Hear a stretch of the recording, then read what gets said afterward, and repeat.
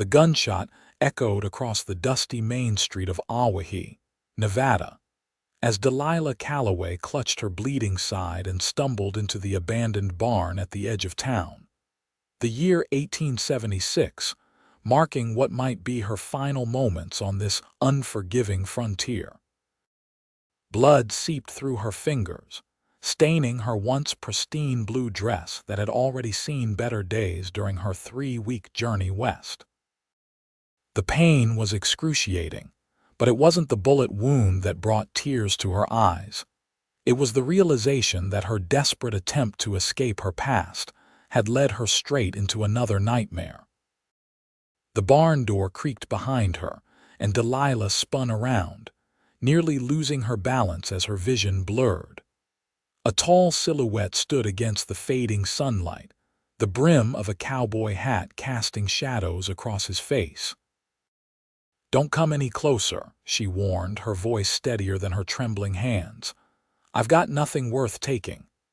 "Madam, I'm not here to take anything," the man replied, his voice deep but gentle.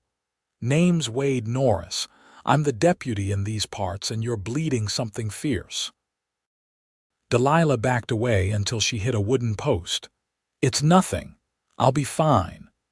Wade stepped forward, now visible in the strips of light filtering through the barn's wooden slats. His expression was concerned rather than threatening, weathered face framed by light brown hair that curled slightly at the ends. "That's not nothing," he said, gesturing to the blood spreading across her dress. "Those men who shot at you work for Silas Hargrove. They don't miss twice."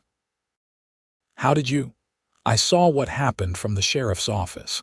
Been watching Hargrove's men harass newcomers for months now." Wade removed his bandana and held it out. "Here, press this against your wound." Delilah hesitated but took the cloth. "Thank you, but you should leave me be. I've caused enough trouble." "Trouble found you, miss." "Calloway, Delilah Calloway." She winced as she pressed the bandana against her side. "And I'm just passing through." Wade shook his head. "Not in that condition, you aren't. Let me help you to Doc Sullivan's place." "No doctors," Delilah insisted, panic rising in her voice. "No one can know I'm here." Wade studied her for a long moment, his blue eyes narrowing slightly. "You're running from something." It wasn't a question. Delilah looked away, unable to hold his gaze. "I can't involve anyone else in my problems. I'm just a burden." Wade's expression softened. "Miss Calloway, in my 30 years on this earth, I've learned one thing: nobody's just a burden. Right now, you're a woman who needs help, and I'm a man who can provide it." He extended his hand. "And if I may say so, you're the answer I've been praying for." Delilah stared at him, confused. "What do you mean?" "Been looking for someone brave enough to stand against Hargrove. Most folks in town are too scared. But you've got fire in you, I can see it."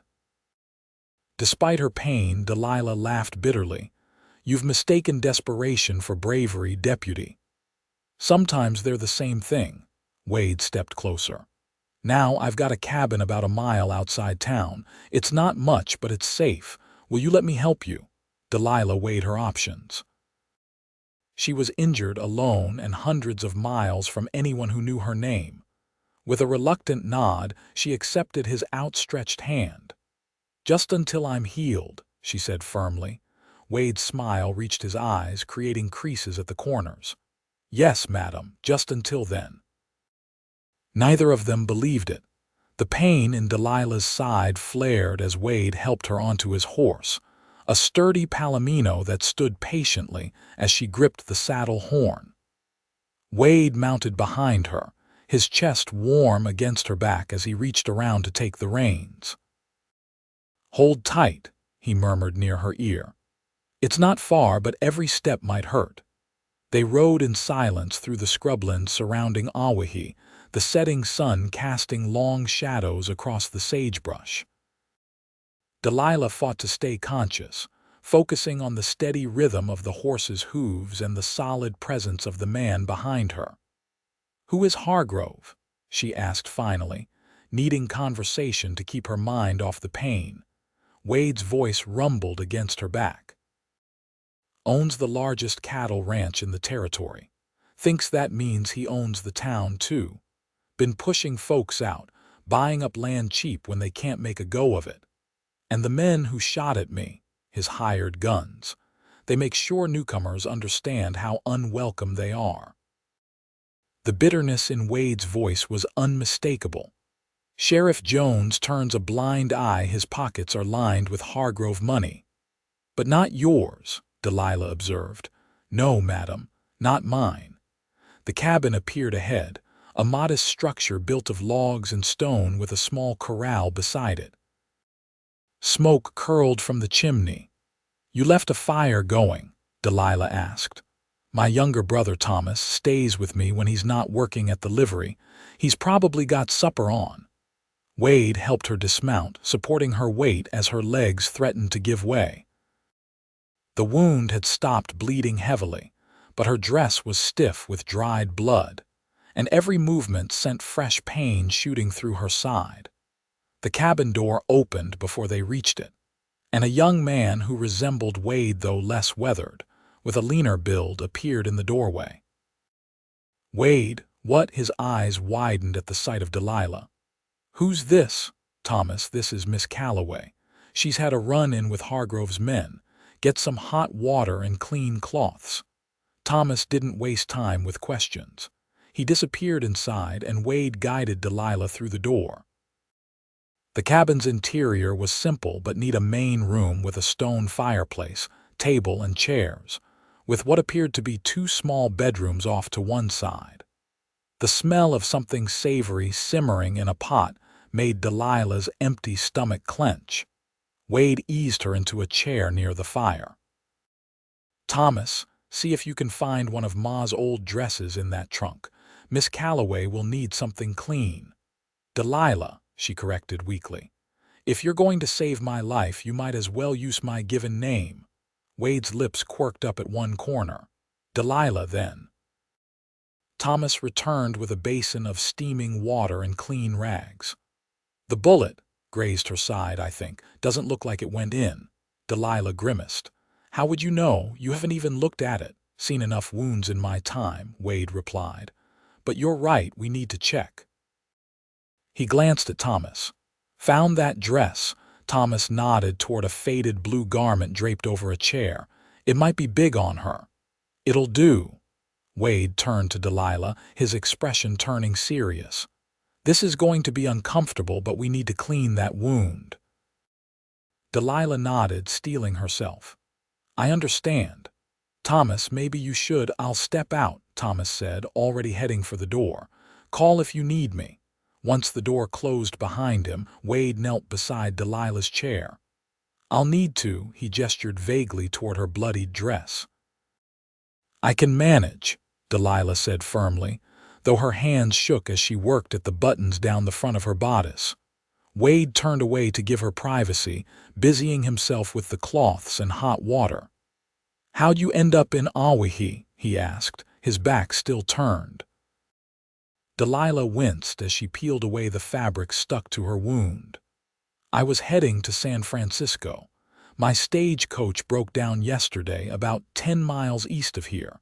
The other passengers waited for the next one, but I couldn't wait. So you walked, got a ride with a farmer part of the way. Then walked. She sucked in a sharp breath as she exposed the wound. I think I'm ready for your help now. Wade turned, his expression professionally neutral as he assessed the bloody gash just above her hip. She'd managed to keep her chemise mostly in place for modesty, though it was ruined with blood. You're right, he said, dipping a cloth in the warm water. Bullet grazed you. Nasty, but not life-threatening if we keep it clean. His hands were surprisingly gentle as he cleaned away the blood. Delilah bit her lip against the sting, focusing on the ceiling rafters, the crackling fire, anything but the intimate way this stranger was tending to her. What's in San Francisco? Wade asked, probably trying to distract her. A job. At least, there was supposed to be.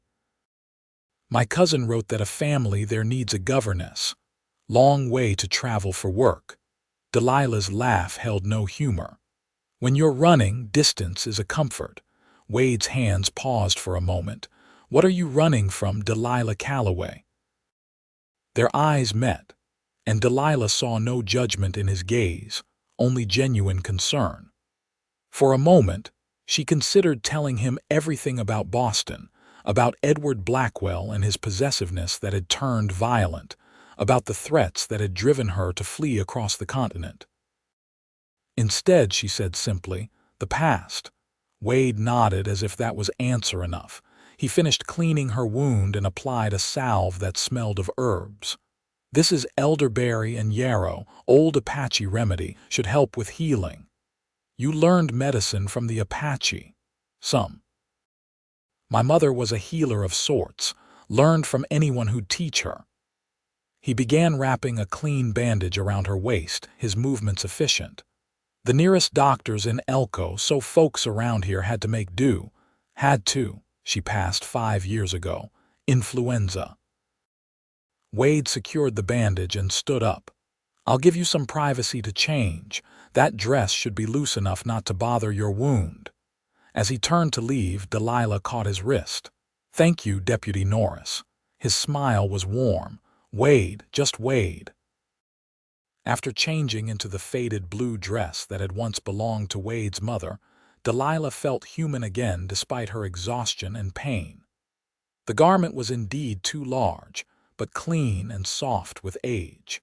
Wade and Thomas prepared a simple meal of rabbit stew and cornbread. As they ate, Thomas filled the silence with cheerful talk about the town and its inhabitants, seemingly determined to make their unexpected guest feel welcome. Wade mostly listened, occasionally adding a detail or correction. So you've been deputy for how long? Delilah asked Wade when there was a lull in the conversation. 5 years officially. Helped the previous sheriff before that. Wade broke a piece of cornbread, though lately it's feeling like a pointless job. Because of Hargrove, Thomas snorted. Because Sheriff Jones might as well be on Hargrove's payroll. He is on Hargrove's payroll, Wade corrected, just not officially. And you stay because? Delilah asked. Wade's expression hardened slightly. Someone needs to stand for what's right. The simple conviction in his voice stirred something in Delilah, an admiration for his principles that seemed increasingly rare in her experience. After dinner, despite Delilah's protests that she could help clean up, Wade insisted she rest. Thomas spread blankets on one of the beds while Wade banked the fire for the night. You'll take my room, Wade told her. Thomas and I will share the other.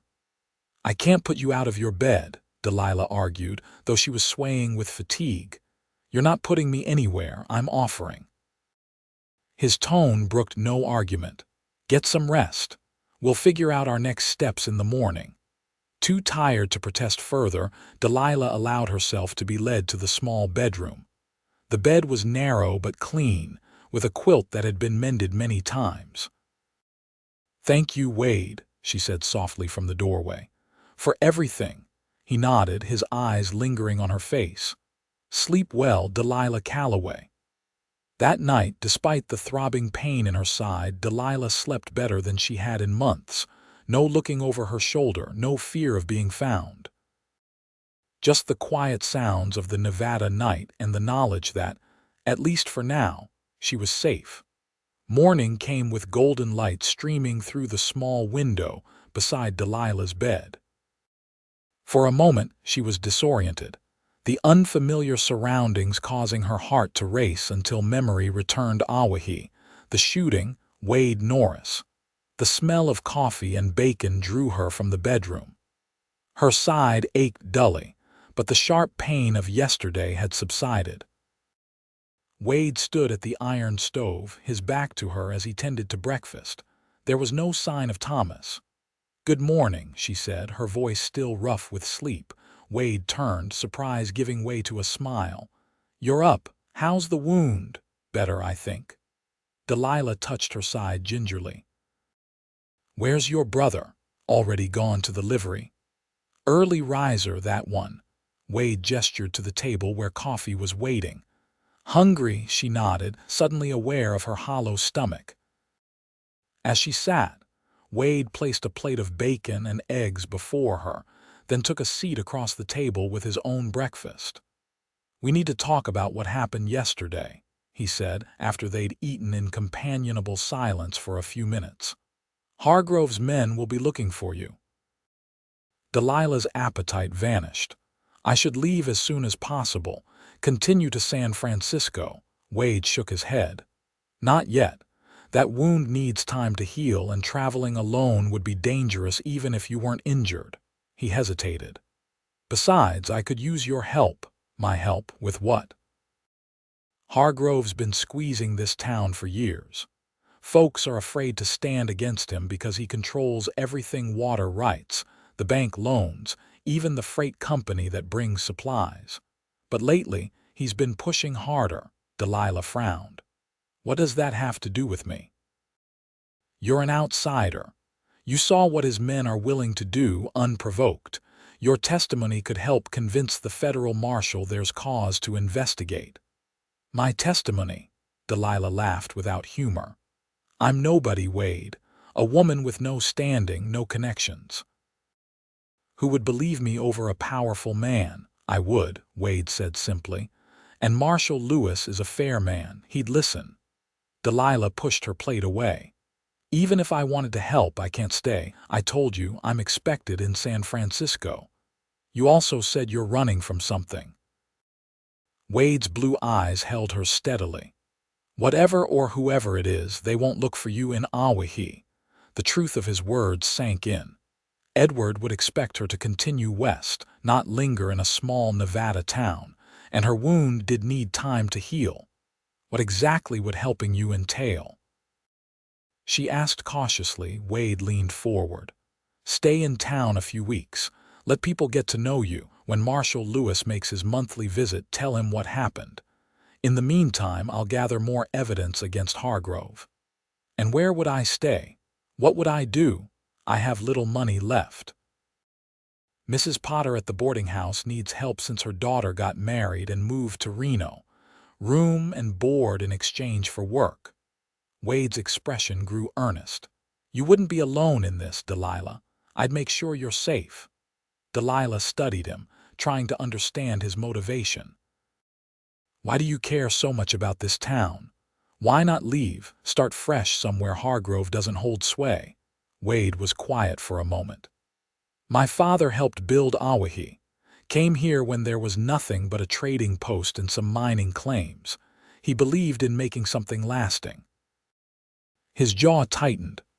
"I watched Hargrove destroy everything my father worked for, piece by piece. Ran him into debt, then took our ranch when he couldn't pay. My father died of a broken heart 6 months later." "I'm sorry," Delilah said softly. "This cabin and 40 acres is all that's left of what was once the largest spread in the county."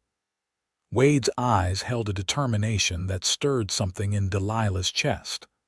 "I won't let Hargrove take anything else from anyone." His conviction was palpable, and for the first time in a long while, Delilah felt the stirring of something like purpose. She'd spent months simply running, focused only on escape. The idea of standing for something, helping someone, awakened a part of her she thought Edward had crushed. 2 weeks, she said finally. "I'll stay for 2 weeks until the marshal comes. Then I continue to San Francisco." Wade's face broke into a genuine smile that transformed his serious features. "That's all I ask." He reached across the table and squeezed her hand briefly. "Thank you." Delilah tried to ignore the warmth that spread through her at his touch. "Don't thank me yet, Deputy. I haven't done anything useful." "You stayed," he said simply. "That's more than most." Later that morning, Wade drove Delilah to town in a small wagon, taking back roads to avoid notice. He'd given her one of his old hats to shield her face, and with her hair tucked up, she hoped she wouldn't be immediately recognized by Hargrove's men. Owyhee was larger than it had appeared during Delilah's brief, chaotic introduction the day before. A proper main street boasted a general store, bank, hotel, saloon, and various other businesses.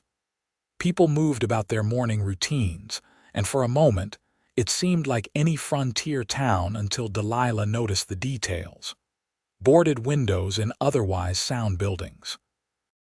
The nervous glances people cast toward a group of rough-looking men lounging outside the saloon. The way conversations hushed as she and Wade passed. "Those are Hargrove's men," Wade said quietly, nodding toward the saloon. "Best keep your head down until we reach the boarding house." Mrs. Potter turned out to be a plump, cheerful widow in her 50s who asked remarkably few questions about Delilah's sudden appearance. When Wade explained that Delilah needed work and lodging, Mrs. Potter's eyes lit up. "Providence," she declared. "I've been praying for help since my Sarah left. The good Lord provides." She turned to Delilah with a warm smile. "Can you cook, child?" "Yes, madam," Delilah replied. "And I'm handy with a needle." "Perfect. The guests need breakfast at 7 and supper at 6. Days are yours to manage as you see fit, so long as the meals are on time and the rooms are clean." Mrs. Potter glanced at Wade. "Though I suspect you'll be keeping her busy with other matters, Deputy." Wade cleared his throat. "Miss Calloway is helping with an investigation, yes, Mrs. Potter raised an eyebrow but didn't press. "Well, let me show you to your room, dear. It's not much, but it's private." The room was indeed small, just enough space for a narrow bed, a chest of drawers, and a washstand, but it was clean and had a window overlooking the garden behind the house. After the chaos of the past day, it seemed like luxury to Delilah. "I'll come by tomorrow," Wade told her as he prepared to leave. "Are you sure you'll be all right?" Delilah nodded, touched by his concern. "I'll be fine. Mrs. Potter seems kind." "She is. One of the few who still speaks her mind in this town." Wade hesitated, then reached into his pocket. "Take this, just in case." He pressed a small derringer into her hand. Delilah stared at the weapon. "I don't know how to use this." Point and pull the trigger. "It only has 2 shots, but it's better than nothing." Wade's expression was serious. "Keep it hidden, but keep it close. I don't think Hargrove's men will look for you here, but I can't be sure."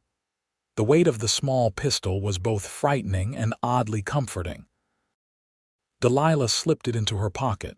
"Thank you." Wade tipped his hat. "Rest today. Your side needs healing." His eyes softened. "I'm glad you decided to stay, Delilah Calloway." After he left, Delilah sat on the edge of her new bed, feeling strangely adrift. For months, her sole purpose had been escape from Boston, from Edward, from the life that had become a gilded cage. Now, in this dusty Nevada town, she found herself drawn into someone else's battle. What surprised her most was how right it felt. Delilah's days quickly settled into a rhythm. Mornings were spent preparing and serving breakfast to Mrs. Potter's 5 regular boarders, 2 shopkeepers, a clerk from the assay office, an elderly widow, and the schoolteacher. Afterward came cleaning, laundry, and helping Mrs. Potter with the various tasks of running the boarding house.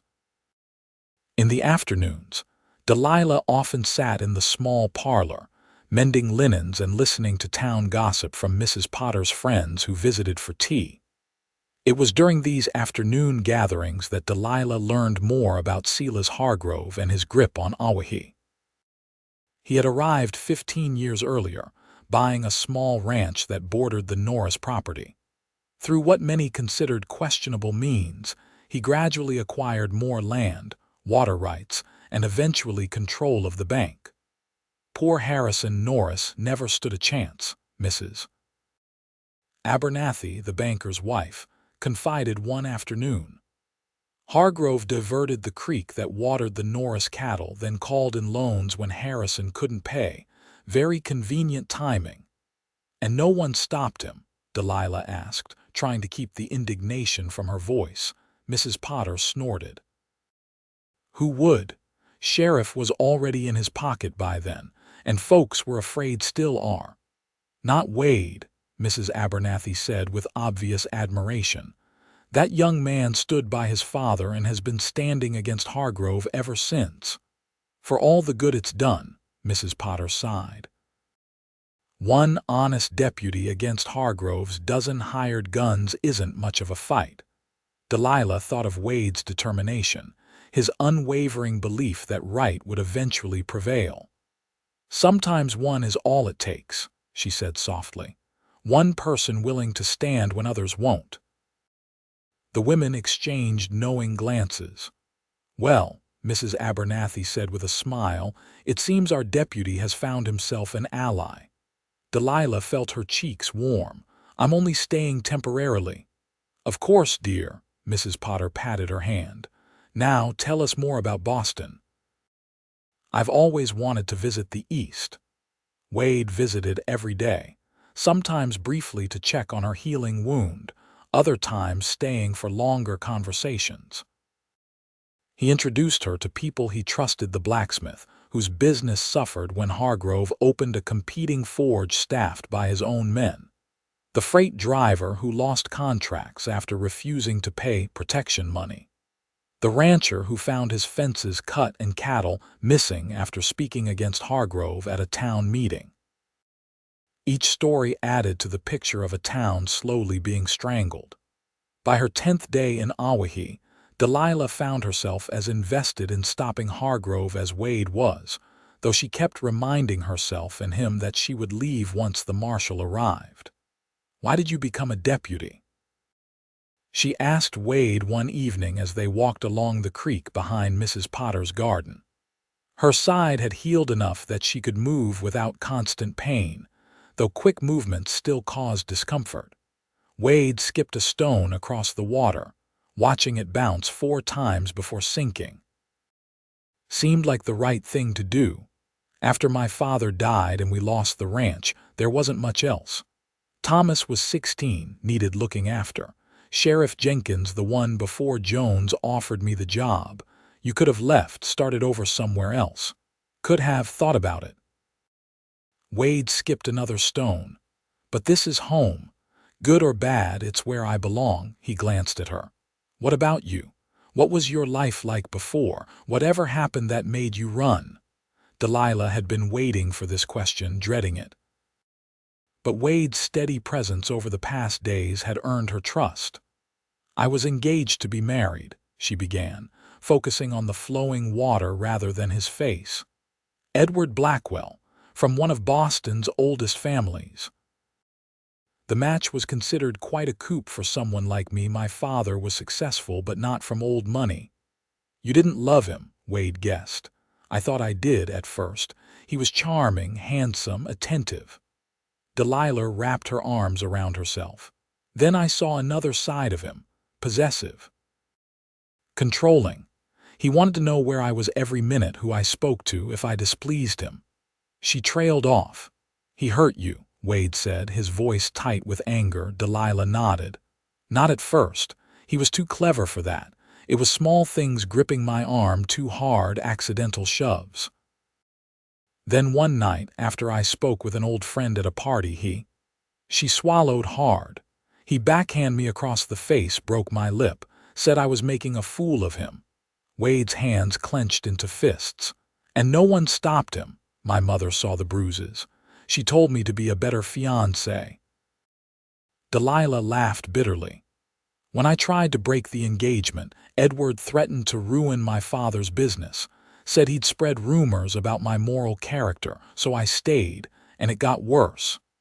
How did you get away? My cousin in San Francisco wrote about a governess position. I took my mother's jewelry one night and left on the first train west. Delilah finally looked at Wade. I've been traveling for almost 2 months, taking odd jobs along the way when my money ran low. Edward has connections everywhere. I'm not sure he's looking for me, but I can't risk it. Wade was quiet for a long moment, his expression unreadable in the fading light. Thank you for telling me, he finally said. I understand now why you were so desperate to keep moving. "I'm still leaving when Marshal Lewis comes," Delilah reminded him, though the words held less conviction than before. "I know." Wade picked up another stone, turning it over in his hands. "But for what it's worth, I hope you find a reason to stay." Their eyes met, and something passed between them, an understanding, a connection that transcended their short acquaintance. For a moment, Delilah allowed herself to imagine what staying might mean. A life here, in this small town, with this man who seemed to see her worth when she herself had forgotten it. The fantasy shattered with the sound of approaching horses. Wade tensed, pushing Delilah behind him as 3 riders appeared along the creek bank. Even in the dimming light, Delilah recognized the man in front, tall, with a black hat and a red bandana, one of Hargrove's men who had shot at her. "Well, well," the man drawled, reining his horse to a stop. "If it ain't Deputy Norris and his new lady friend. We've been wondering where she disappeared to." Wade's hand moved to his holster. "Evening, Reynolds. You're trespassing on Mrs. Potter's property." Reynolds smirked. "Just passing through, public waterway and all." His eyes shifted to Delilah. "Mr. Hargrove would like a word with the lady. Seems she caused quite a stir in town last week." "Miss Calloway has no business with Hargrove," Wade replied, his voice calm despite the tension Delilah could feel radiating from him. "That's so." Reynolds leaned forward in his saddle. "Mr. Hargrove disagrees. Says any newcomer to Owyhee should pay proper respects." His hand rested casually on his holstered pistol. "Especially pretty ones who catch a deputy's eye. Tell Hargrove if he wants to speak with Miss Calloway, he can do so through proper channels. In the meantime, move along." Reynolds exchanged glances with his companions. "You always were stubborn, Norris. One of these days, that quality's gonna get you killed." He straightened in his saddle.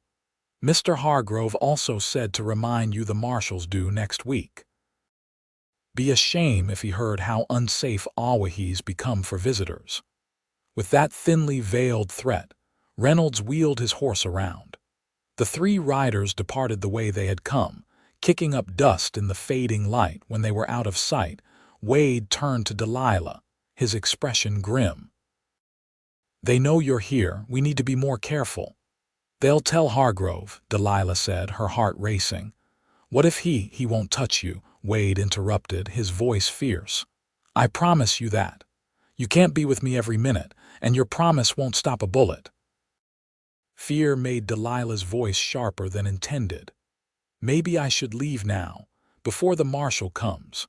Wade took her hands in his. "Running won't solve this, Delilah. Not from Blackwell, not from Hargrove. There comes a point when you have to stand and fight." "Easy for you to say," she pulled away. "You've never been powerless."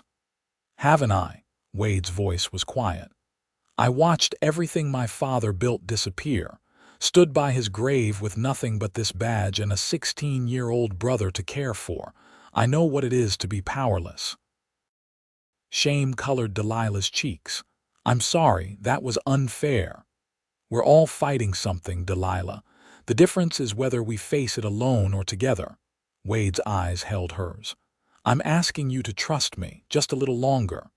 The sincerity in his gaze made her decision for her. "Until the marshal comes," she agreed. "But after that I have to go, for both our sakes."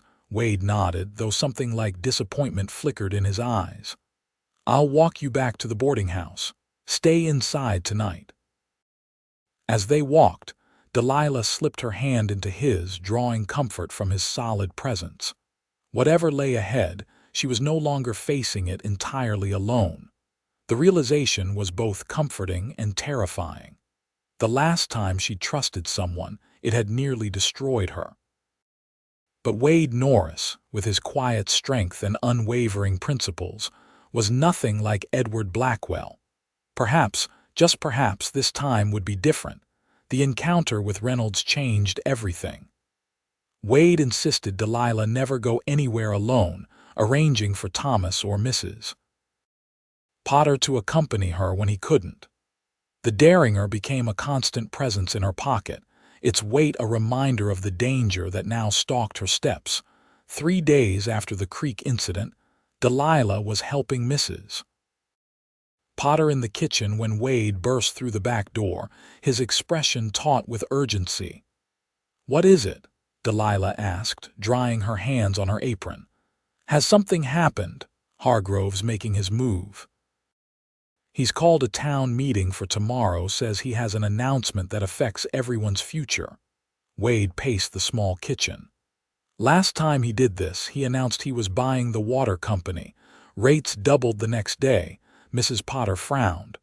"What's he after this time?" "Don't know. But I've got a bad feeling." Wade turned to Delilah. "The marshal sent word he's delayed, won't be here for another 2 weeks. Delilah's heart sank. 2 weeks, but I know. Wade ran a hand through his hair.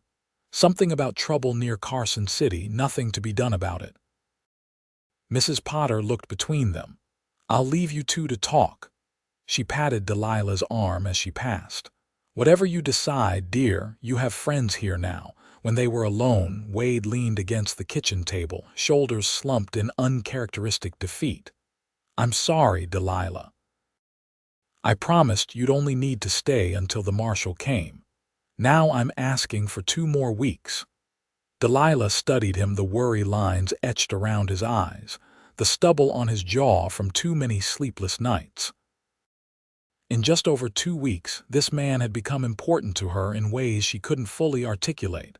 "I'll stay," she said softly. Wade's head snapped up. "You will. 2 more weeks won't make much difference." Delilah tried to sound matter-of-fact, though her heart was racing. "Besides, I'm curious about this town meeting now." Relief washed over Wade's face, followed by something warmer. "Thank you," he straightened. "About tomorrow, it might be dangerous. Hargrove will be there with his men. All the more reason for me to attend. I should see this man for myself." "Delilah, I'm not hiding, Wade. Whatever Hargrove's planning, I want to witness it." She met his gaze steadily. "You said it yourself, at some point we have to stand and fight." A slow smile spread across Wade's face.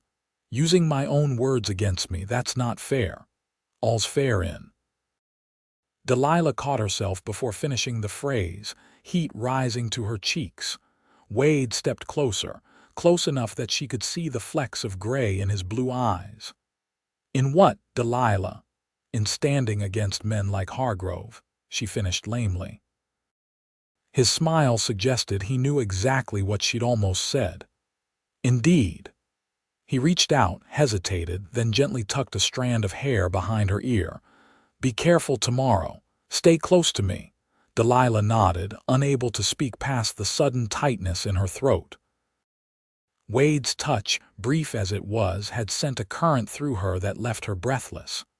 "I should go," he said, though he made no move to leave. "Sheriff Jones wants me to help keep order at the meeting." "Of course." Neither moved, caught in a moment that hummed with unspoken possibilities. Then Wade leaned forward and pressed his lips to her forehead, a gesture so tender it brought tears to Delilah's eyes. "Until tomorrow," he murmured against her skin. After he left, Delilah remained in the kitchen, her hand pressed to the spot where his lips had touched her. For the first time since fleeing Boston, she allowed herself to imagine a future, not just an escape, but a life. A home. Perhaps even love. The thought was as frightening as it was exhilarating. The town hall was packed by noon the next day, with people standing along the walls and spilling out onto the porch. Wade had secured seats for Delilah and Mrs. Potter near the front, though Delilah would have preferred to be less visible. She wore her borrowed hat pulled low over her face, but still felt exposed. Silas Hargrove was not what she had expected. Rather than the brutish, coarse figure she'd imagined, he was a tall, distinguished-looking man in his 50s, impeccably dressed in a tailored suit that would not have looked out of place in Boston's finest establishments. His silver hair and beard were neatly trimmed, his manner cultured as he greeted townsfolk by name. Only his eyes, cold and calculating as they swept the room, betrayed the predator beneath the civilized veneer. Those eyes paused when they reached Delilah, narrowing slightly in recognition before moving on. A chill ran through her. "That's him," Mrs. Potter whispered unnecessarily. "The devil himself, with all the trappings of a gentleman." Sheriff Jones called the meeting to order. He was a florid man with a substantial belly that strained the buttons of his vest, his badge pinned crookedly to his chest. Wade stood at the back of the room, hands resting on his gun belt, expression carefully neutral. "Folks, you all know Mr. Hargrove," Jones announced. "He's got something important to share with the town today." Hargrove stepped forward, smiling benevolently. "Thank you, Sheriff. Good people of Owyhee, thank you for coming." His voice was smooth, cultured, with just enough Western inflection to seem authentic. "As many of you know, I've been privileged to call this community home for 15 years. In that time, I've invested heavily in Owyhee's future." Murmurs rippled through the crowd, some agreeing, others distinctly skeptical. "Today, I'm pleased to announce the next step in securing prosperity for our town." Hargrove paused dramatically. "The Northern Pacific Railroad has been considering a route through Nevada. After extensive negotiations, I've convinced them to bring that route through Owyhee on one condition." The room hushed. A railroad would mean economic boom for the town. "The railroad requires a clear deed to all land along their proposed route. I've purchased most of the necessary parcels already, but there remain a few holdouts." Hargrove's smile tightened. "I'm offering these property owners one final opportunity to sell at a generous price, for the good of the town." Mrs. Potter clutched Delilah's arm. "He's talking about the East Side properties. That includes my boarding house," Hargrove continued. "Those who sign over their deeds today will receive payment immediately. Those who choose not to." He shrugged elegantly. "Well, the railroad has other means of acquiring necessary land. Eminent domain is a powerful tool." A man stood up near the back. Delilah recognized him as Mr. Ellis, the blacksmith Wade had introduced her to. "The railroad can't just take our land." "Not the railroad, Mr. Ellis. The territorial government, acting on behalf of public interest." Hargrove's smile never wavered. "And I assure you, the compensation through that process would be substantially less generous than my offer." The room erupted in angry voices. Sheriff Jones banged his gavel ineffectually while Wade moved to stand near the front, his hand still resting on his holstered pistol. "This is robbery." Someone shouted. "It's progress," Hargrove countered smoothly. "Progress that will benefit everyone." "Everyone except those of us losing our homes and businesses," Mrs. Potter said loudly. Hargrove's gaze settled on her. "Mrs. Potter, your establishment has been struggling since your daughter left, has it not? My offer would allow you to retire comfortably." "My business is doing just fine," Mrs. Potter replied, her chin raised defiantly, "especially with my new help." She nodded toward Delilah. Hargrove's cold eyes shifted to Delilah, recognition dawning. "Ah, yes, the young woman who arrived so dramatically last week." His smile didn't reach his eyes. "I don't believe we've been properly introduced, Miss Calloway," Delilah replied, fighting to keep her voice steady. "Delilah Calloway, Miss Calloway, a pleasure." Hargrove's gaze traveled to Wade, then back to Delilah. "I see you found protection in our little community." "I've found friendship," Delilah corrected, meeting his gaze directly, "and neighbors who stand together rather than allow themselves to be bullied." A ripple of approval moved through the crowd. Hargrove's smile hardened. Admirable sentiment. Impractical but admirable. He turned back to address the room. My representatives will be at the hotel until sundown today to process sales. I encourage you all to consider what's best for Owyhee's future." With a nod to Sheriff Jones, he descended from the platform and exited, flanked by Reynolds and another armed man. As soon as he left, the room exploded with agitated conversation. Wade made his way to Delilah and Mrs. Potter. "You two should head back to the boarding house," he said in a low voice. "This could get ugly." "What about the railroad?" Mrs. Potter asked. "Can he really do this?" Wade's expression was grim. "I don't know, but I'm not sure there even is a railroad deal. Hargrove's pulled similar schemes before creates a crisis, forces people to sell, then the opportunity mysteriously falls through after he has the land." "We need to find out for certain," Delilah said. "Is there a way to contact the Northern Pacific directly?" Wade considered this. Telegraph office in Elko could send an inquiry, but it would take days to get an answer. "Or," Mrs. Potter interjected, "we could ask Howard Jenkins. His son works for the railroad in Sacramento. He gets letters regular." Wade's eyes lit up. "Mrs. Potter, you're brilliant. Where's Howard now?" "Should be at his store." Mrs. Potter glanced around the still chaotic town hall. "Want me to fetch him?" "No, stay with Delilah. I'll go." Wade turned to leave, then hesitated. "Be careful, both of you. Hargrove noticed you, Delilah. He won't forget that." After he left, Mrs. Potter and Delilah made their way through the crowd toward the exit. Outside, the town seemed unusually tense, with small groups of people gathered on corners, talking in low voices. Hargrove's men were visible at various points along the main street, watching. "This is how it starts," Mrs. Potter murmured as they walked briskly toward the boarding house. "Fear, division. Before you know it, neighbors are selling out neighbors to save themselves." "Has it happened before?" Delilah asked. "3 times that I've seen. First with the water rights, then the bank, then the freight company." Mrs. Potter's face was grim. "Each time, folks thought they could stand together. Each time, Hargrove found a way to break them apart." Delilah thought of Edward, how he had isolated her from friends and family one by one until she had no one to turn to. Men like Hargrove count on people feeling alone. That's how they win. They had reached the boarding house when a voice called from behind them. "Miss Calloway." Delilah turned to find Reynolds approaching, flanked by 2 other men she recognized from the saloon. Mrs. Potter stepped slightly in front of Delilah. "What do you want?" the older woman demanded. Reynolds removed his hat with mock courtesy. "Mr. Hargrove would like a private word with Miss Calloway at his earliest convenience." "I have nothing to say to Mr. Hargrove," Delilah replied, her hand slipping into her pocket where the derringer rested. "Mr. Hargrove thinks differently."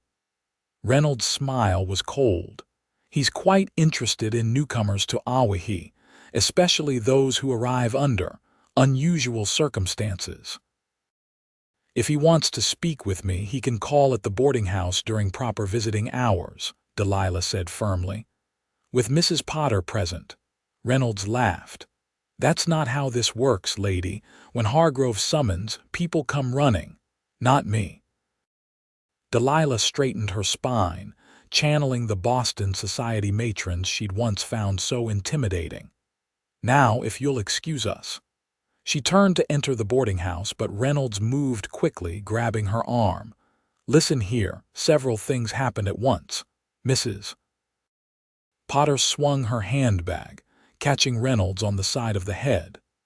Delilah pulled the derringer from her pocket and pointed it at his chest, and the distinctive click of a rifle being cocked sounded from the boarding house porch.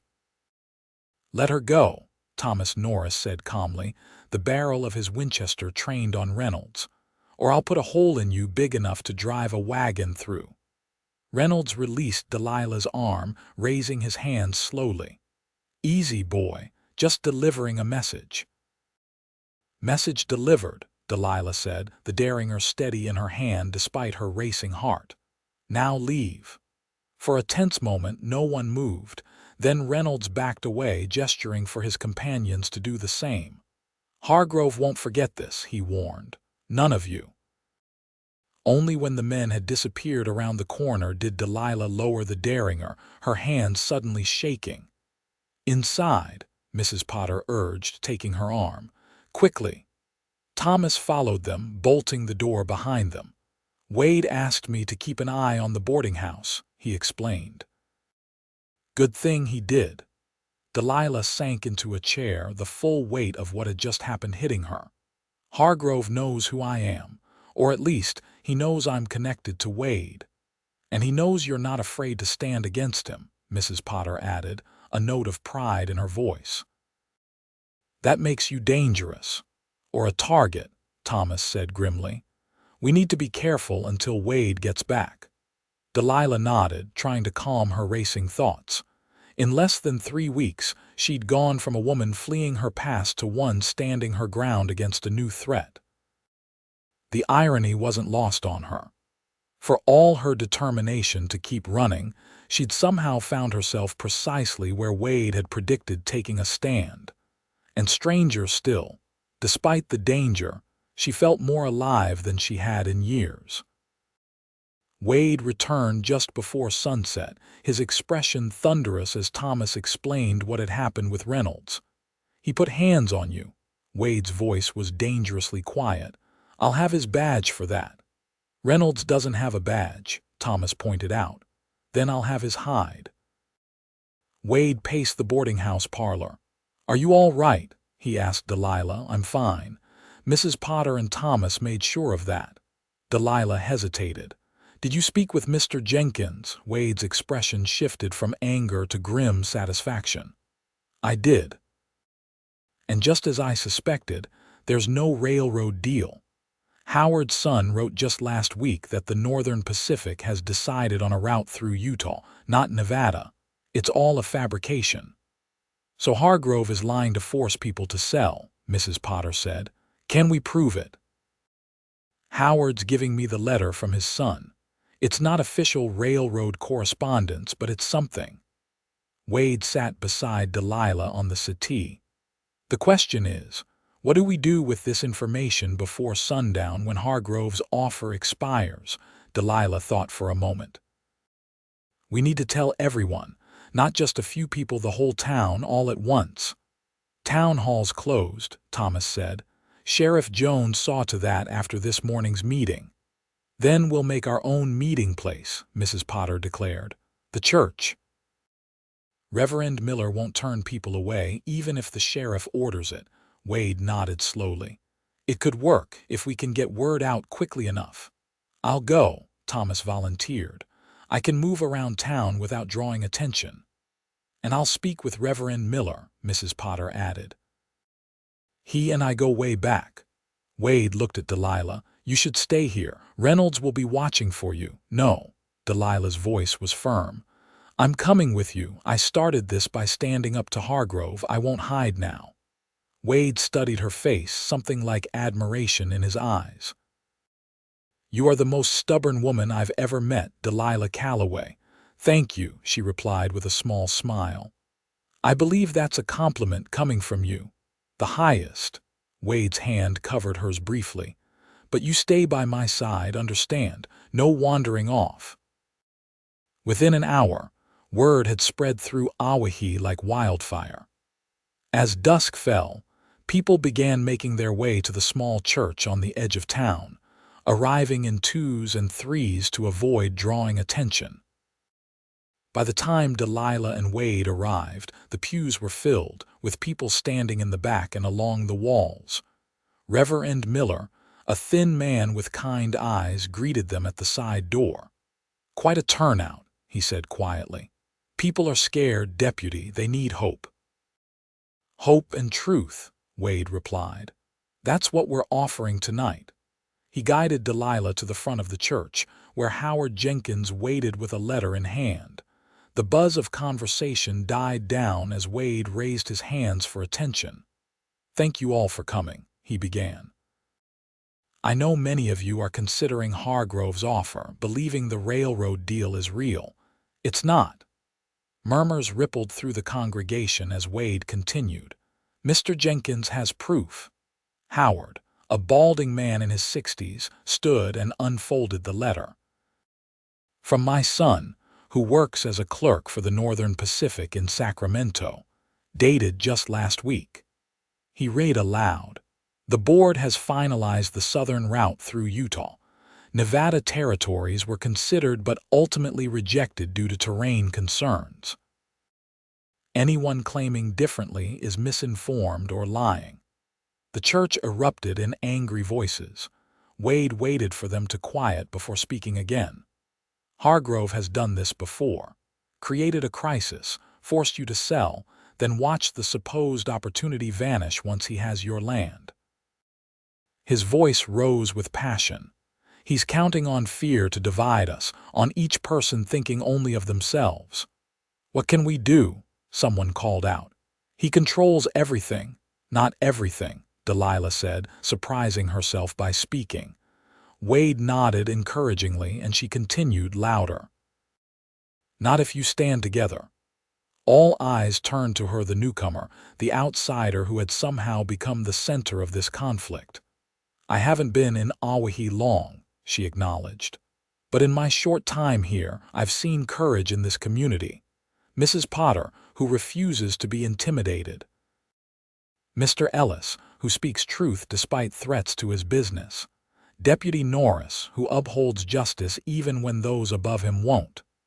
She looked around the church, meeting as many eyes as she could. Where I come from, people with power use it to control others through fear. They win because we let them, because we believe we're alone in our struggles. The church was silent now, every face turned toward her. You are not alone, Delilah continued, her voice stronger. Not a single person in this room. Together, you can stand against one man, no matter how powerful he seems. Wade stepped forward. Hargrove's offer expires at sundown. He's expecting people to come to him one by one to sign away their land. A slow smile spread across his face. What if, instead, we all went together? To tell him as one community that Owyhee is not for sale. A murmur of approval ran through the crowd, growing louder as people turned to their neighbors, nodding and talking excitedly. It would be a powerful statement, Reverend Miller agreed. A peaceful demonstration of unity. But what about after? Mr. Ellis asked. Hargrove won't take this lying down. He'll find other ways to pressure us. That's why we need the marshal, Wade replied. When he arrives, we'll present evidence of Hargrove's illegal activities, the false railroad claim, the threats, the manipulation of water rights. Together, our testimony will be hard to ignore. Delilah watched as hope replaced fear on the faces around her. It was working people were finding courage in numbers, in community. Sundown's in 20 minutes, Howard Jenkins announced, checking his pocket watch. If we're going to do this, we should move now. Together, Wade said, extending his hand to Delilah. All of us. She took his hand, feeling the strength in his grip. Together. As they filed out of the church, Delilah found herself at the front of the procession beside Wade, their hands still linked. Behind them came Mrs. Potter, Thomas, Reverend Miller, and dozens of townspeople, shopkeepers, ranchers, laborers, women with children, the elderly. A community united. The sun was a red disk touching the western mountains as they marched down the main street toward the hotel where Hargrove had set up his operation. People emerged from businesses and homes to watch, some joining the procession as it passed. Outside the hotel, Reynolds and 3 other men stood guard. Their hands moved to their weapons as the crowd approached, but Wade raised his free hand. We're here to see Hargrove, he announced. All of us, peacefully. Reynolds' eyes widened at the size of the crowd. Mr. Hargrove is conducting private business. Not anymore, Wade replied. Tell him Owyhee would like a word. For a moment, Reynolds hesitated. Then, with a nod to one of his companions, he disappeared inside the hotel. The crowd waited in tense silence, the last rays of sunlight painting the scene in gold and shadow. When the hotel doors opened again, Silas Hargrove emerged, his composure momentarily shaken by the sight that greeted him. His cold eyes swept over the assembled townspeople before settling on Wade and Delilah at the front. "What is the meaning of this?" he demanded, his cultured voice edged with anger. Wade stepped forward, still holding Delilah's hand. "We've come to give you our answer, Hargrove. All of us together." "And that answer is no," Mrs. Potter added loudly. "Owyhee is not for sale." "We know there's no railroad deal," Mr. Ellis called out. "Your offer is worthless." Hargrove's face darkened. "This is absurd." "There is absolutely a railroad. We have proof there isn't," Wade interrupted. "From someone who works for Northern Pacific." Murmurs of agreement rippled through the crowd. Hargrove's eyes narrowed as he assessed the situation. For the first time since Delilah had seen him, he appeared unsure. "This changes nothing," he said finally. "Those who refuse to sell will face the consequences." "What consequences?" Wade challenged. "More threats, more bullying," he gestured to the crowd. "Look around you, Hargrove. These people aren't afraid anymore. And when Marshal Lewis arrives next week, he'll hear all about your methods." Something dangerous flashed in Hargrove's eyes. "You've made a grave mistake, Deputy, all of you." His gaze lingered on Delilah. "Especially you, Miss Calloway. A newcomer should be more careful about the enemies she makes." Before anyone could respond, Hargrove turned and re-entered the hotel, his men following like obedient shadows. A cheer went up from the crowd. People embraced, clapped each other on the back, celebrated this small victory. But Wade's expression remained serious as he turned to Delilah. "It's not over," he said quietly. "That was too easy. Hargrove doesn't give up, he changes tactics."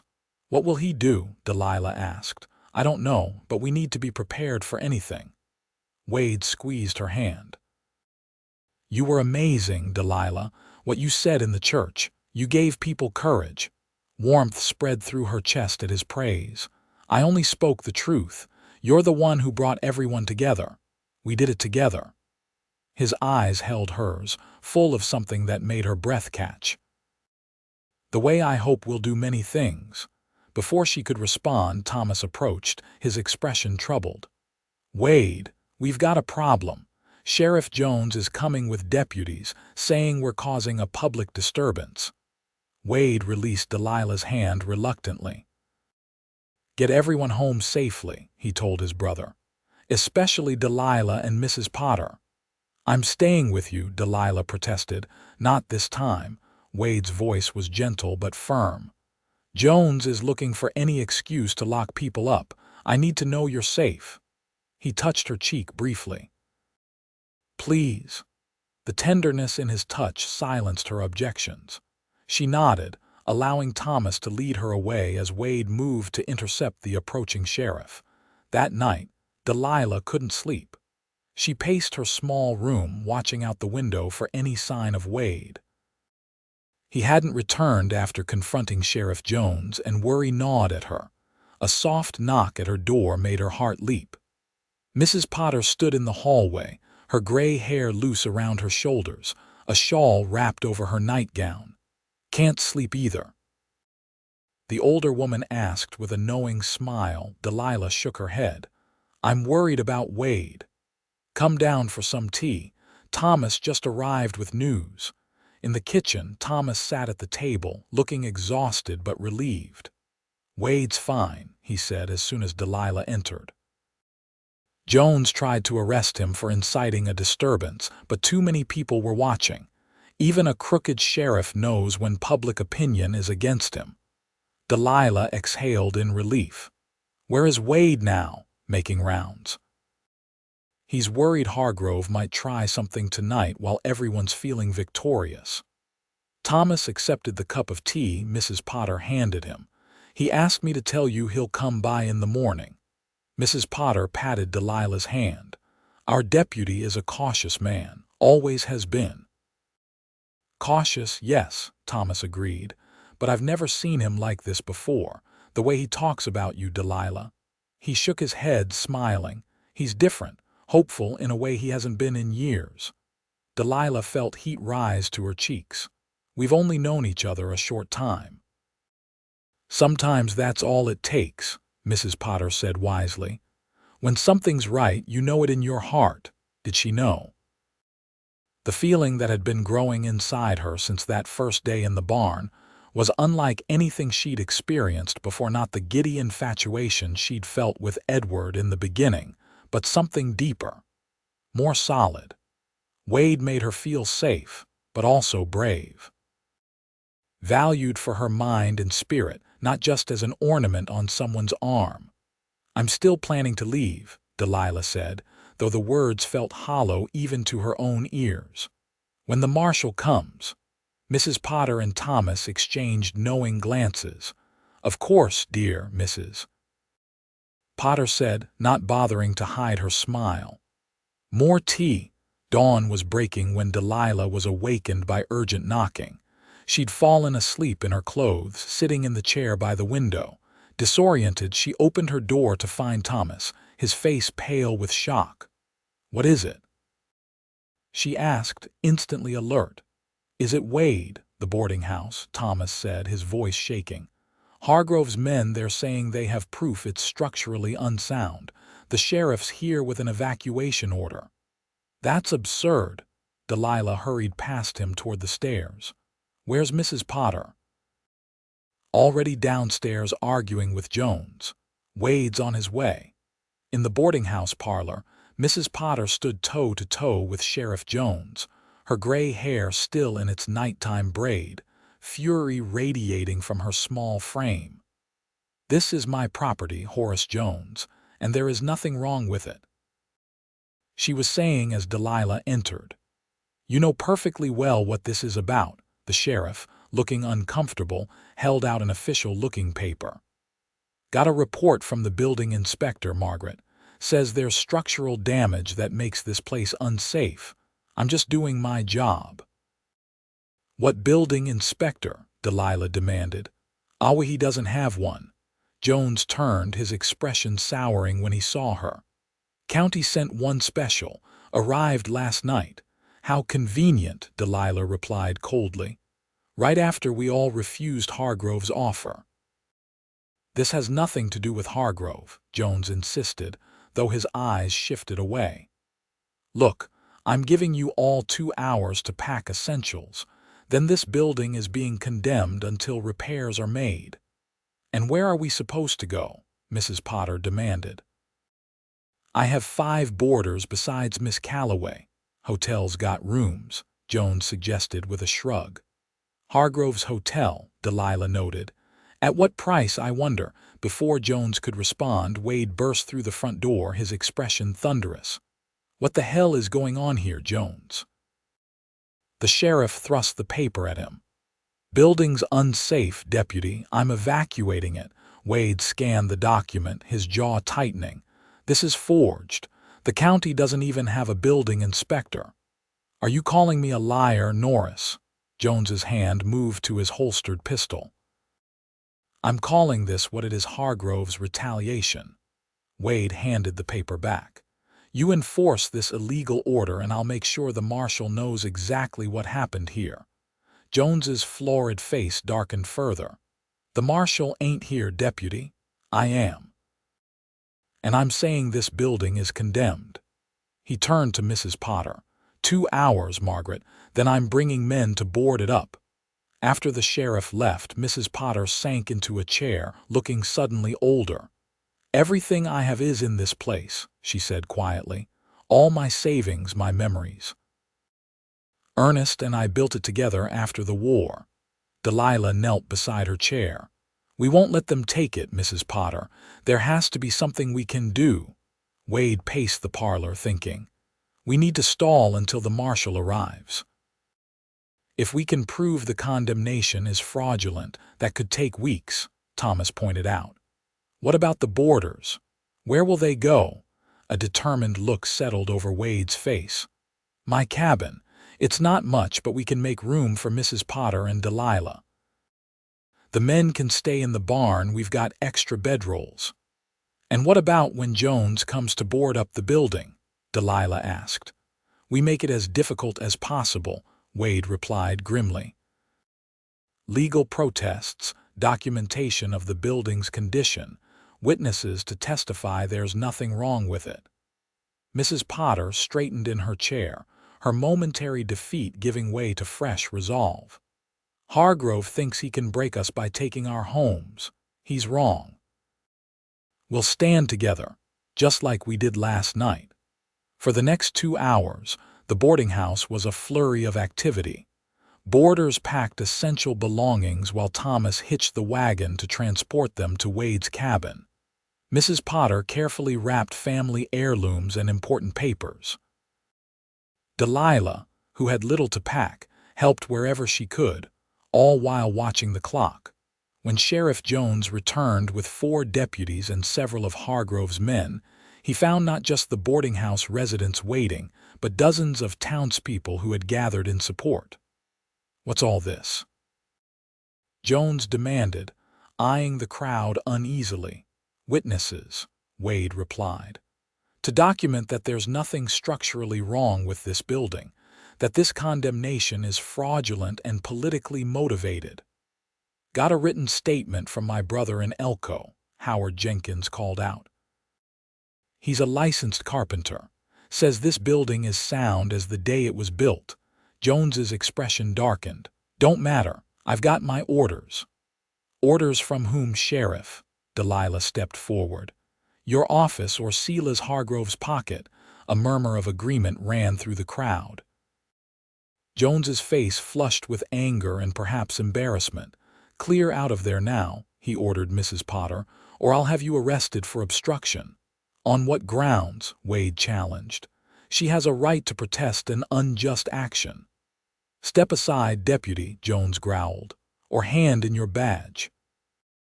A tense silence fell over the scene. Delilah held her breath, watching Wade's internal struggle play out on his face. His badge was everything to him, his identity, his purpose in Owyhee. Slowly, deliberately, Wade unpinned the silver star from his vest.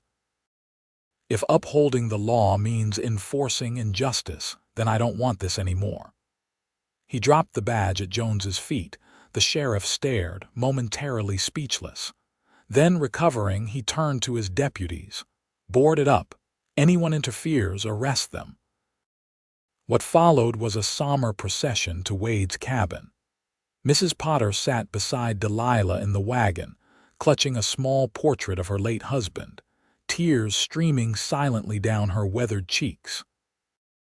Behind them, Thomas drove a second wagon with the male boarders and what belongings they'd been able to salvage. Wade rode alongside on horseback, his expression distant. The absence of his badge left a bare spot on his vest, a visible reminder of what he'd sacrificed. At the cabin, Wade set about making arrangements for everyone.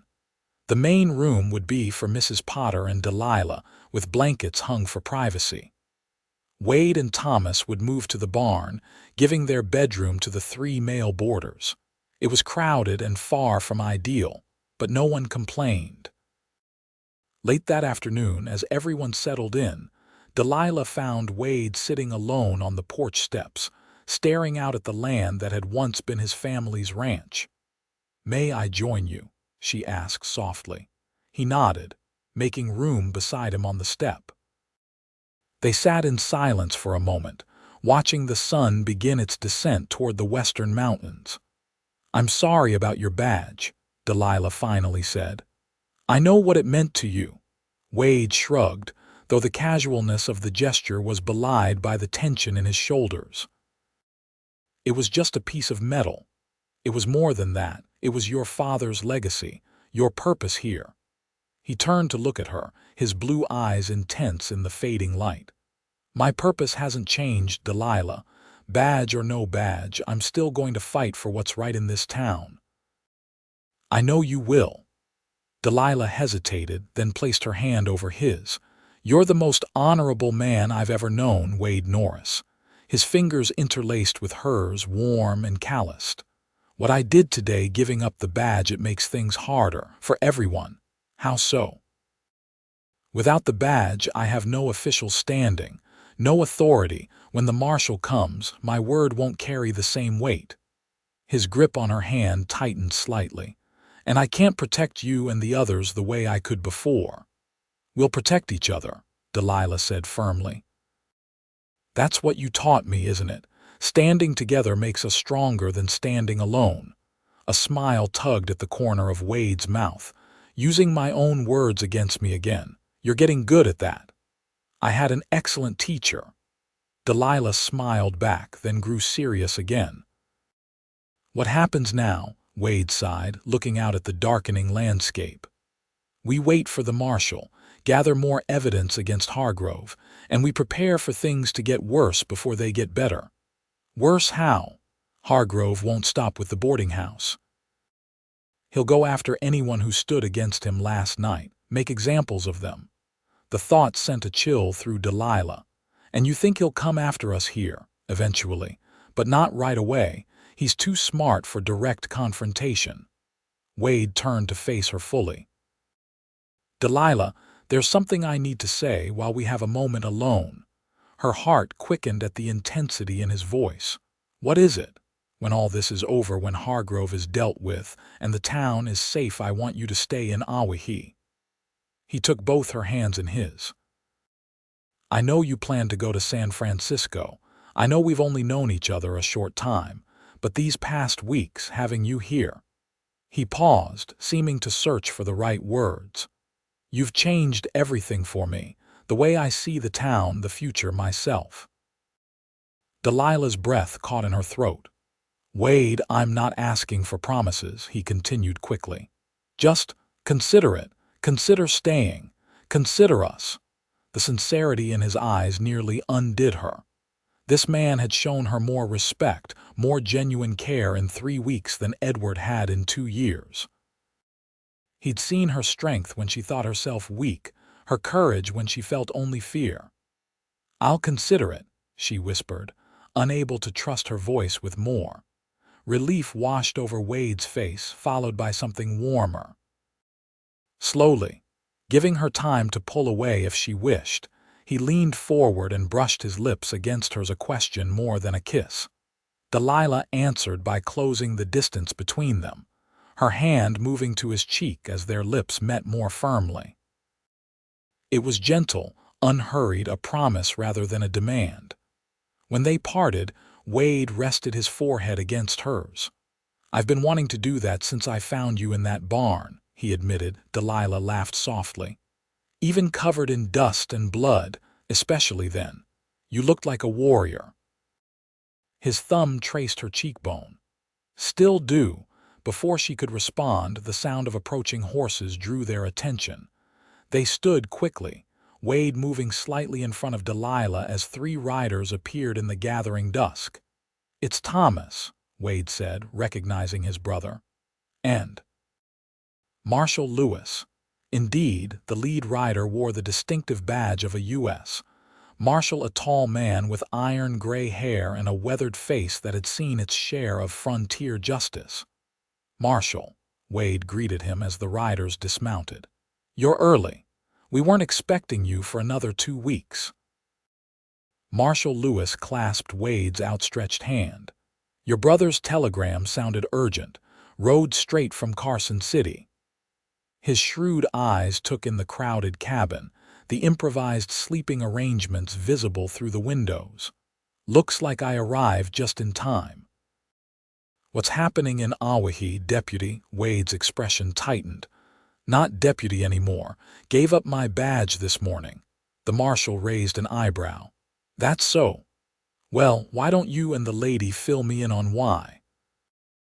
As dusk settled over the Nevada landscape, Wade and Delilah took turns explaining everything that had happened from her arrival in Owyhee and the shooting, to Hargrove's false railroad deal, to the condemnation of Mrs. Potter's boarding house.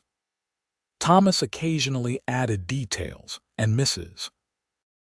Potter joined them to provide her own account. Marshal Lewis listened intently, asking occasional questions but mostly absorbing the information in silence. When they finished, he leaned back in his chair, expression thoughtful. "Sounds like Silas Hargrove has been running quite an operation," he said finally. "This isn't the first complaint I've heard about him, but it's the most comprehensive." "Will you help us?" Wade asked directly. "That's my job." The marshal nodded. "But we'll need to do this right. Legal. By the book. Hargrove has friends in high places, territorial government, judges in Carson City. We can't give him any room to wriggle out of this." "What do you suggest?" Delilah asked. "Sworn statements from everyone affected by Hargrove's actions. Documentation of the false railroad claim. Evidence of the sheriff's corruption." Lewis turned to Wade. "And you need your badge back, son. Can't have my key witness operating outside the law." Wade frowned. "Jones won't give it back, not after today. Leave Jones to me." The marshal stood, stretching his tall frame. "First thing tomorrow, we start building our case. Tonight, I suggest everyone get some rest. You've been fighting this battle alone for too long. Now you've got the law on your side." The confidence in Lewis's voice was reassuring. For the first time since the confrontation at the boarding house, Delilah felt real hope that justice might prevail against Hargrove's machinations. That night, despite the crowded conditions, everyone slept better knowing the marshal was with them. Delilah dreamed not of running, but of building something permanent in this dusty frontier town that had unexpectedly become important to her, and of the man whose quiet strength and unwavering principles had shown her that love could heal rather than harm. Morning brought a flurry of activity as Marshal Lewis prepared to enter Owyhee officially. His plan was straightforward: reinstate Wade as deputy, gather sworn statements from townspeople, and confront Hargrove with evidence of his illegal activities. "The key is documentation," Lewis explained as they ate breakfast. "Hargrove's gotten away with this for years because no one's kept proper records of his methods. That changes today." Delilah found herself assigned to take statements, her elegant handwriting and Eastern education making her the logical choice for transcribing testimonies. Wade would accompany Lewis to confront Sheriff Jones, while Thomas and Howard Jenkins would gather additional witnesses. "Stay alert," Wade told Delilah as they prepared to leave. "Hargrove will know something's happening as soon as the marshal shows himself in town. He'll be desperate."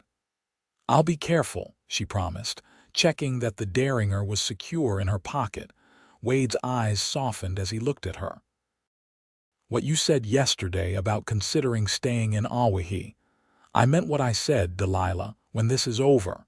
She placed a finger against his lips. "Let's finish this first, then we'll talk about the future." He nodded, understanding in his eyes.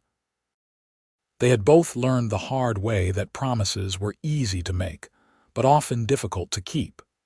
Better to focus on the task at hand, bringing Hargrove to justice and restoring peace to Owyhee. The next 3 days passed in a whirlwind of activity. Marshal Lewis, true to his word, forced Sheriff Jones to reinstate Wade as deputy, threatening federal charges if he refused. With his badge restored, Wade threw himself into building the case against Hargrove, gathering evidence and coordinating witnesses. Delilah worked alongside them, transcribing statements and helping to organize the growing mountain of evidence. The more she heard, the more appalled she became at the extent of Hargrove's control over the town. Water rights manipulated, bank loans denied to those who opposed him. False claims of debt used to seize property. "It's like a spider's web," she told Wade on the evening of the 3rd day. "Everything connects back to him." They were sitting on the porch of the cabin, taking a rare moment of quiet after the intensity of their work. Inside, the crowded house hummed with conversation as Mrs. Potter prepared dinner for their expanded household. "That's how men like Hargrove operate," Wade replied, his voice tired but determined. "They create systems of dependency and fear, make people believe they need him to survive." Delilah thought of Edward again, how he had systematically isolated her, made her believe she was nothing without him. "It's about power, control, always." Wade reached for her hand, a gesture that had become natural between them. "But webs can be broken, Delilah, strand by strand if necessary." "Marshal Lewis seems to think we have enough evidence now." Wade nodded. "He's filing charges tomorrow. Fraud, extortion, illegal seizure of property." A grim smile touched his lips. "Hargrove's going to face a federal judge this time, not one of his bought and paid for territorial appointees." "What about the boarding house, Mrs. Potter's home?" The marshals already signed an order invalidating the condemnation. "It should be unsealed by tomorrow afternoon." Wade squeezed her hand. "We're winning, Delilah, slowly but surely." She should have felt elated. Instead, a strange melancholy settled over her. "And when we win, when it's over?" Wade turned to face her, his eyes serious in the fading light. "When it's over, you have a choice to make, San Francisco or Owyhee." "It's not that simple, Wade." "Why not?" He moved closer, his voice low and intense. "What's waiting for you in San Francisco, Delilah? A job with strangers, more running, a fresh start," she countered, though the words sounded hollow even to her own ears. "You can have that here." Wade took both her hands in his. "With me. With people who care about you." "And what would I do here?" "The boarding house job was temporary. I have no other skills that would be useful in a frontier town." Wade's smile was tender. "You underestimate yourself as usual. You're educated, articulate, brave." "Owyhee needs a school teacher. The current one is leaving to get married next month." Delilah blinked in surprise. "A school teacher? Me? Why not? You said you were educated at a finishing school in Boston. That's more learning than most folks get out here." His thumbs traced circles on her palms. "And there's the most important reason to stay. Which is, I love you, Delilah Calloway." The words were simple, direct, without embellishment. "I think I've loved you since that first day in the barn when you stood there bleeding but still pointed that derringer at me like you'd use it." Delilah's heart seemed to stop, then race forward. "Wade, you don't have to say anything now," he hurried on. "I know it might be too soon, too much. But I needed you to know before you make your decision, before you choose your path." Tears pricked at Delilah's eyes. No man had ever spoken to her with such honest emotion, such respect for her autonomy. Edward had demanded love as his due. Wade offered it as a gift, expecting nothing in return. "I'm afraid," she admitted, her voice barely above a whisper. "Of what?" "Of believing this is real. That I could have this a home, purpose, love after everything that's happened." A tear slipped down her cheek. "I'm afraid of trusting my heart again."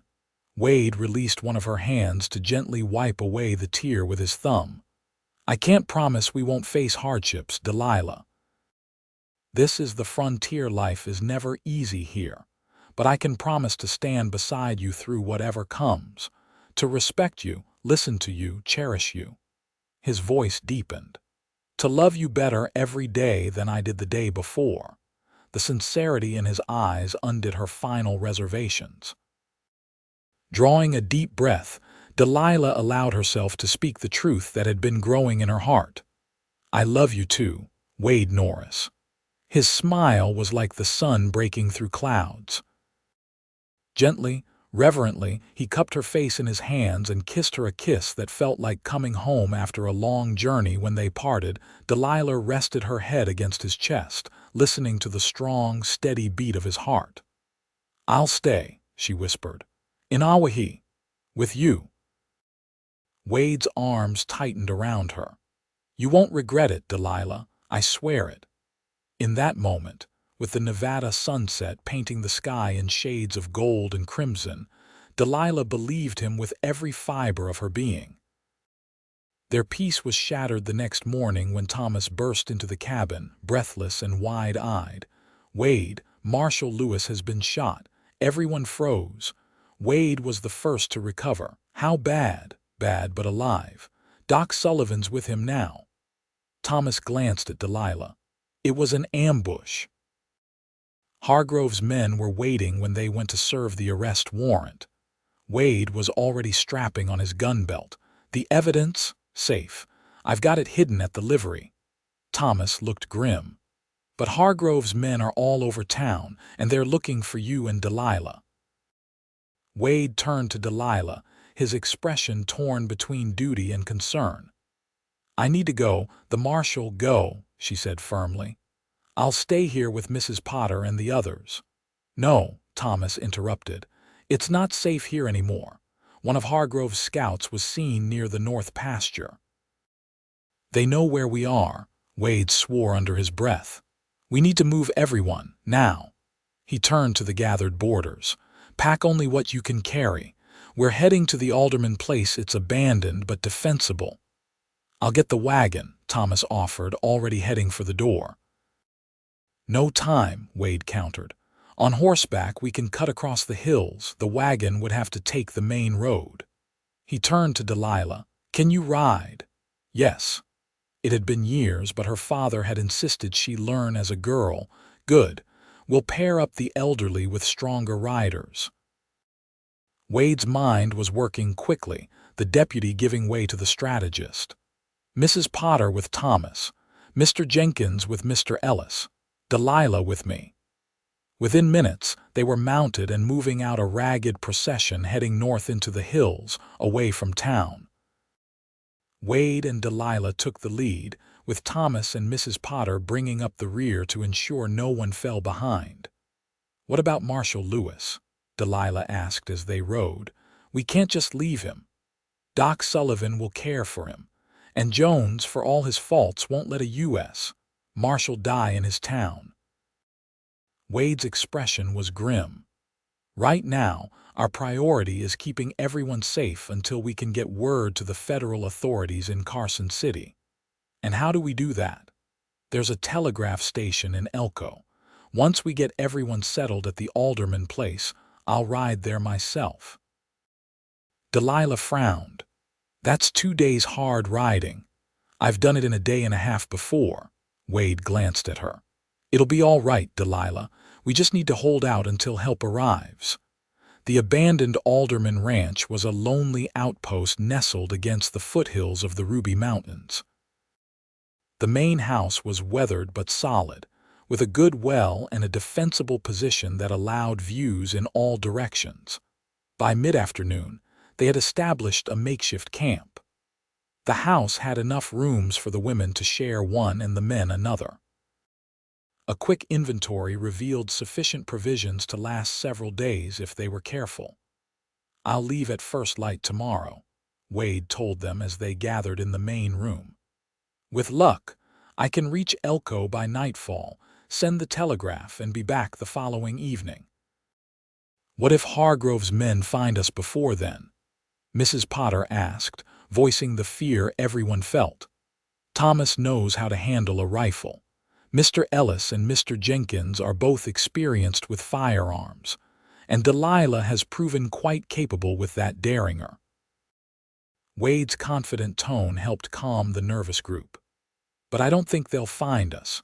This place has been abandoned for years, and it's well off any main trails." As evening fell, Wade took Delilah outside, walking to a small rise that offered a view of the valley below. "I don't like leaving you," he admitted, "but someone needs to get word to Carson City, and I'm the fastest rider." Delilah nodded, understanding the necessity even as fear gripped her heart. "Be careful, Wade. Hargrove will have men watching the roads." "I know. That's why I'm not taking the roads." He pointed to a distant ridge. "There's an old hunting trail that runs through those hills. Adds miles but avoids the main routes. My father showed it to me years ago. Delilah took his hand, holding it tightly. "Promise me you'll come back."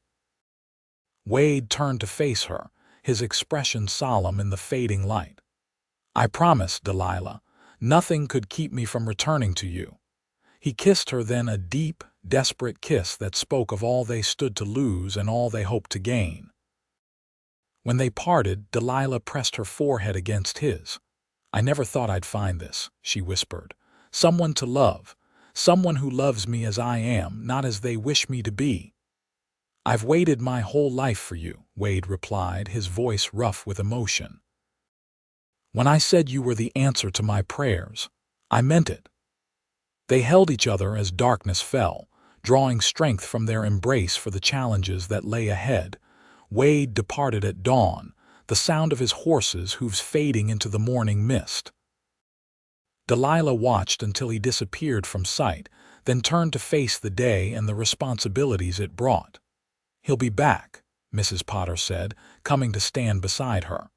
"That man would move mountains to keep his word to you." Delilah smiled, grateful for the older woman's support. "I believe he would." Together, they returned to the house to organize their small band of refugees. There was work to be done, water to fetch, meals to prepare, the building to secure.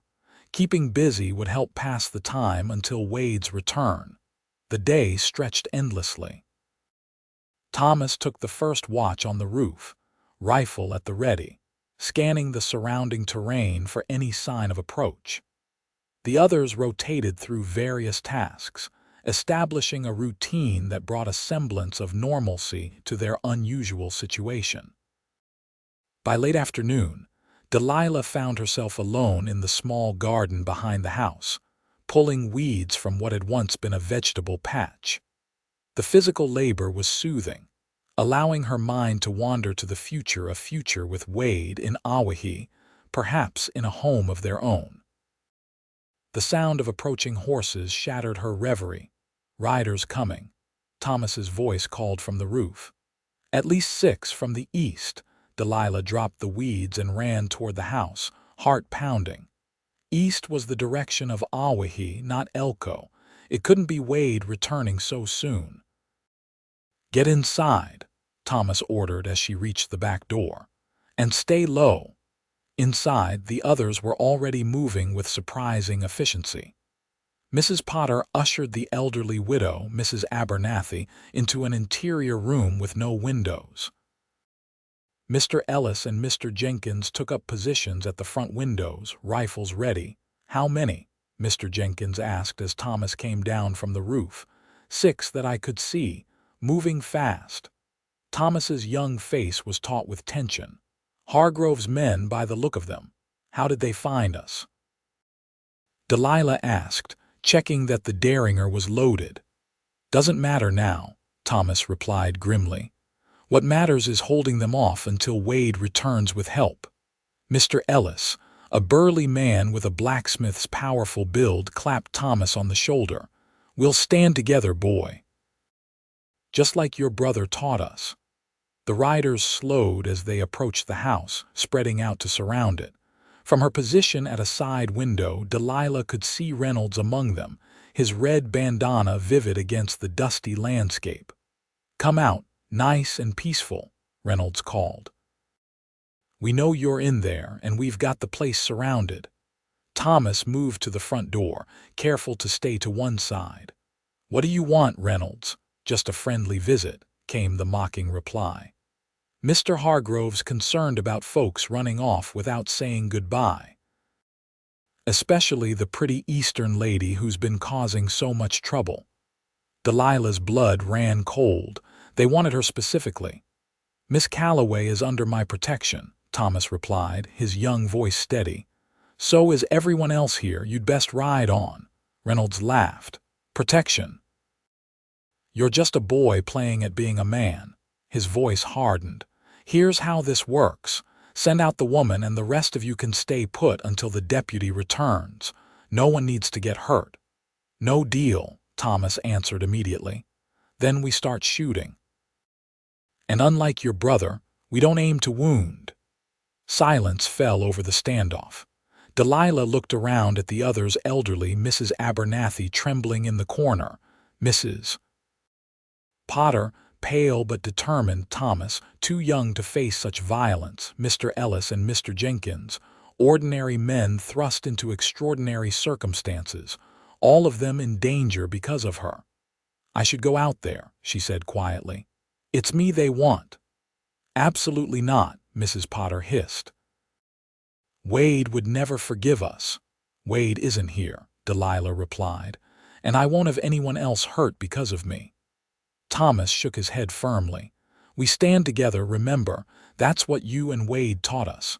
Before Delilah could argue further, the crack of a rifle shot split the air. A window shattered, sending glass flying across the room. "That was a warning," Reynolds shouted. "Next one goes through the door." Thomas moved to the broken window, peering carefully around the frame. "They're spreading out, getting into position." Mr. Ellis checked his rifle. "How many bullets do we have?" "Not enough," Thomas admitted. "Maybe 20 rounds between all of us." Another shot rang out, splintering the wooden door frame inches from Thomas's head. He ducked back, face pale but determined. "We need to make every shot count," he said. "Wait until they make a move toward the house." For the next hour, an uneasy silence settled over the standoff. Reynolds and his men maintained their positions, occasionally firing warning shots to keep the occupants on edge. Inside, they rotated watch positions, conserving their limited ammunition for the assault they all knew was coming. As dusk approached, Delilah found herself beside Thomas at the front window. "They'll attack after dark," she predicted, "when they think we can't see them coming." Thomas nodded grimly. "That's what I'm afraid of. How long until Wade could reasonably return?" "Not until tomorrow evening at the earliest." Thomas glanced at her. "We have to hold out until then." Delilah squared her shoulders. "Then that's what we'll do." Night fell with agonizing slowness. Outside, Reynolds and his men built a small fire, its light just visible from the house. The smell of coffee and cooking meat drifted on the evening breeze, a deliberate taunt to those trapped inside with limited provisions. "They're trying to wear us down, Mrs. Potter observed as she distributed meager portions of dried beef and biscuits. "Make us desperate." "It won't work," Delilah replied with more confidence than she felt. "Wade will come." As predicted, the attack came well after midnight. The first sign was the extinguishing of the fire, plunging the landscape into darkness. Then came the soft sounds of movement, boots on dirt, the faint jingle of spurs, whispered commands. "They're coming," Thomas whispered from his position at the window. "Everyone ready." Delilah gripped the derringer, its small weight suddenly inadequate against the danger approaching. She had positioned herself near Mrs. Potter and Mrs. Abernathy, determined to protect the older women if the attackers breached the house. The first shot came from Reynolds's men, a bright flash in the darkness, followed by the thud of a bullet embedding itself in the wooden wall. Thomas returned fire immediately, the rifle's report deafening in the confined space. A cry of pain told them his shot had found its mark. "Got one," Thomas called, quickly reloading. The night erupted into chaos. Bullets flew from multiple directions, splintering wood and shattering the remaining windows. Mr. Ellis and Mr. Jenkins fired steadily from their positions, while Thomas moved from window to window, presenting a moving target. Delilah huddled with the women in the interior room, listening to the terrifying symphony of gunfire. The derringer remained unfired in her hand, useful only if someone actually breached their sanctuary. "There at the back door," Mr. Jenkins suddenly shouted. "Ellis with me." The two men rushed toward the rear of the house. More gunfire, a cry of pain this time from inside. Delilah's heart froze. "Mr. Jenkins is hit," Ellis called. "Someone help me." Delilah didn't hesitate. "Stay here," she told Mrs. Potter, then ran toward the sound of Ellis's voice. She found the blacksmith dragging Jenkins away from the back door, which hung partially open, splintered by bullets. Blood soaked the front of Jenkins's shirt. "How bad?" she asked, helping Ellis lower the wounded man to the floor. "Bad enough," Ellis replied grimly. But the door, before he could finish, a shadow filled the doorway. Delilah raised the derringer instinctively and fired. The figure staggered backward with a howl of pain. "Get him to the others," Delilah told Ellis, gesturing to Jenkins. "I'll watch the door. Miss Calloway, go." She insisted. "I still have one shot left." As Ellis dragged Jenkins toward safety, Delilah positioned herself beside the damaged door, the derringer steady in her hand. Outside, she could hear cursing and the sound of someone being dragged away. "The bitch shot me," a voice snarled. "I'm gonna make her pay for that." "Shut up and keep pressure on it," Reynolds replied. "We're not done yet." The attack continued through the night, sporadic gunfire punctuated by long periods of tense silence. By dawn, they had suffered casualties. Jenkins shot in the shoulder, Thomas grazed by a bullet across his forearm, Mr. Ellis nursing a wound to his leg, but they had held. Reynolds and his men had retreated to a safe distance, unwilling to risk further losses in a direct assault. As pale sunlight filtered through the broken windows, Delilah moved among the wounded, tending their injuries with what limited supplies they had. Mrs. Potter had proven surprisingly knowledgeable about herbal remedies, creating poultices from plants found in the overgrown garden. "They'll be back," Thomas said as Delilah wrapped his arm, "probably with more men." "Then we'll face them again," Delilah replied with a conviction that surprised her. "We've held this long. We can hold longer." Thomas studied her with respect. "You know, when Wade first brought you to our cabin all shot up and scared, I wondered what he saw in you." A smile touched his weary face. "Now I know. You've got grit, Delilah Calloway." "Desperation, more like," she demurred, though his praise warmed her. "No, it's more than that." Thomas winced as she tightened the bandage. "You could have run, could have given yourself up to save the rest of us, but you stayed, you fought." He looked around at their makeshift fortress. "We all did." Delilah followed his gaze, seeing not a group of frightened refugees but a community that had found its courage. Mrs. Potter, tending to Jenkins with steady hands. Mrs. Abernathy, reloading rifles with surprising dexterity for her age.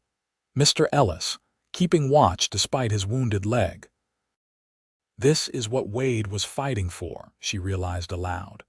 Not just against Hargrove, but for this people standing together against tyranny. Thomas nodded. "That's my brother. Always believed people were basically good if given half a chance." He grinned suddenly. "He's going to be mighty proud when he hears how you shot that fellow coming through the door." The day passed with an uneasy truce. Reynolds and his remaining men maintained their distance but didn't leave. Occasionally, one would fire a shot toward the house, not aiming to hit anyone, just reminding them of their presence. "They're waiting for something," Mr. Ellis observed in the late afternoon. "Or someone. Hargrove himself, maybe," Thomas suggested. "Or reinforcements." Delilah felt a chill at the thought. They had barely held off 6 attackers. How could they possibly withstand more? As the sun began its descent toward the western mountains, Thomas suddenly tensed at his window position. Riders coming. From the west this time. More of Hargrove's men. Delilah asked, moving to look. Thomas shook his head slowly, a smile spreading across his face. "No, it's Wade. And he's not alone." Hope surged through Delilah as she peered through the broken window. Indeed, a group of at least 15 riders was approaching rapidly from the direction of Elko. At their head rode Wade, his figure unmistakable even at a distance. Reynolds and his men had spotted them too. There was hurried movement around their camp, men mounting horses, preparing to flee or fight. "They're running," Thomas exclaimed as the outlaws spurred their horses eastward, away from the approaching riders. Wade's group split, several riders breaking off to pursue Reynolds while Wade and the others continued toward the house. "We did it," Delilah breathed, tears of relief streaming down her face. "We held." Wade dismounted before his horse had fully stopped, racing toward the bullet-riddled house with fear etched on his face. "Delilah," he called. "Thomas!" "Here," Thomas shouted back. "We're all alive." Wade burst through the damaged door, his eyes scanning the room until they found Delilah. In 3 strides he crossed to her, gathering her into a fierce embrace. "Thank God," he murmured against her hair. "When we saw Reynolds and his men, I thought—" He couldn't finish. His arms tightening around her, Delilah clung to him, breathing in his familiar scent. "We're all right. Some wounds, but nothing fatal."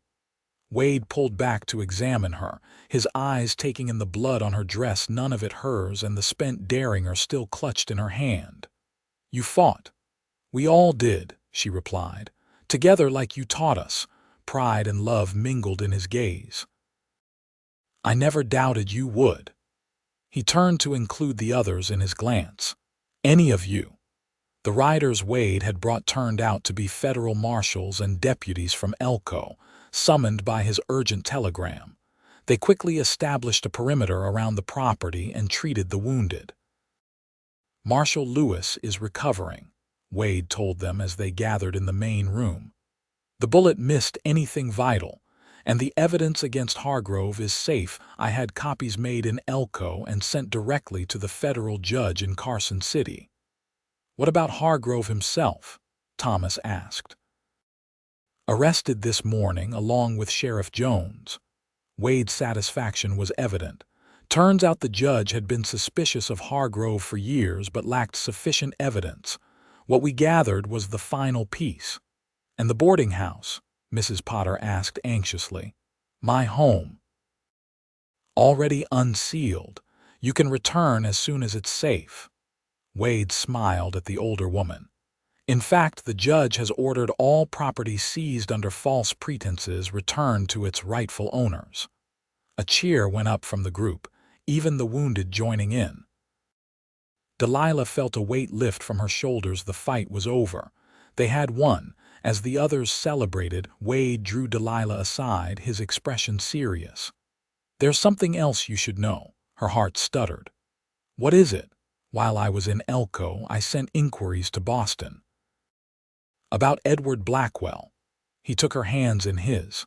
"He's been arrested, Delilah, for fraud and embezzlement from his family's company. He won't be looking for you anymore. He'll be in prison for years." Delilah stared at him, unable to process the information. "Edward, in prison?" "Apparently, your departure prompted his father to look more closely at the company books. He found discrepancies." Wade squeezed her hands gently. "You're truly free now, Delilah, free to stay in Owyhee without looking over your shoulder." The realization washed over her like a cleansing rain. No more running, no more fear. She could build a life here, a real life with roots and purpose and love. "So," Wade said softly, a question in his eyes, "will you stay, be Owyhee's new school teacher, and—" He hesitated, then dropped to one knee, still holding her hands, "and be my wife?" Delilah's breath caught in her throat. Around them, the room had fallen silent, everyone watching the scene unfold. "Wade Norris," she began, her voice steady despite the tears gathering in her eyes. "When I arrived in Owyhee, I was running from my past, convinced I was nothing but a burden to anyone who tried to help me." He waited, hope and uncertainty mingling in his gaze. "But you saw something in me I couldn't see in myself. Strength, courage, worth." She squeezed his hands. "You said I was the answer to your prayers. What you didn't know was that you were the answer to mine prayers I didn't even know I was making."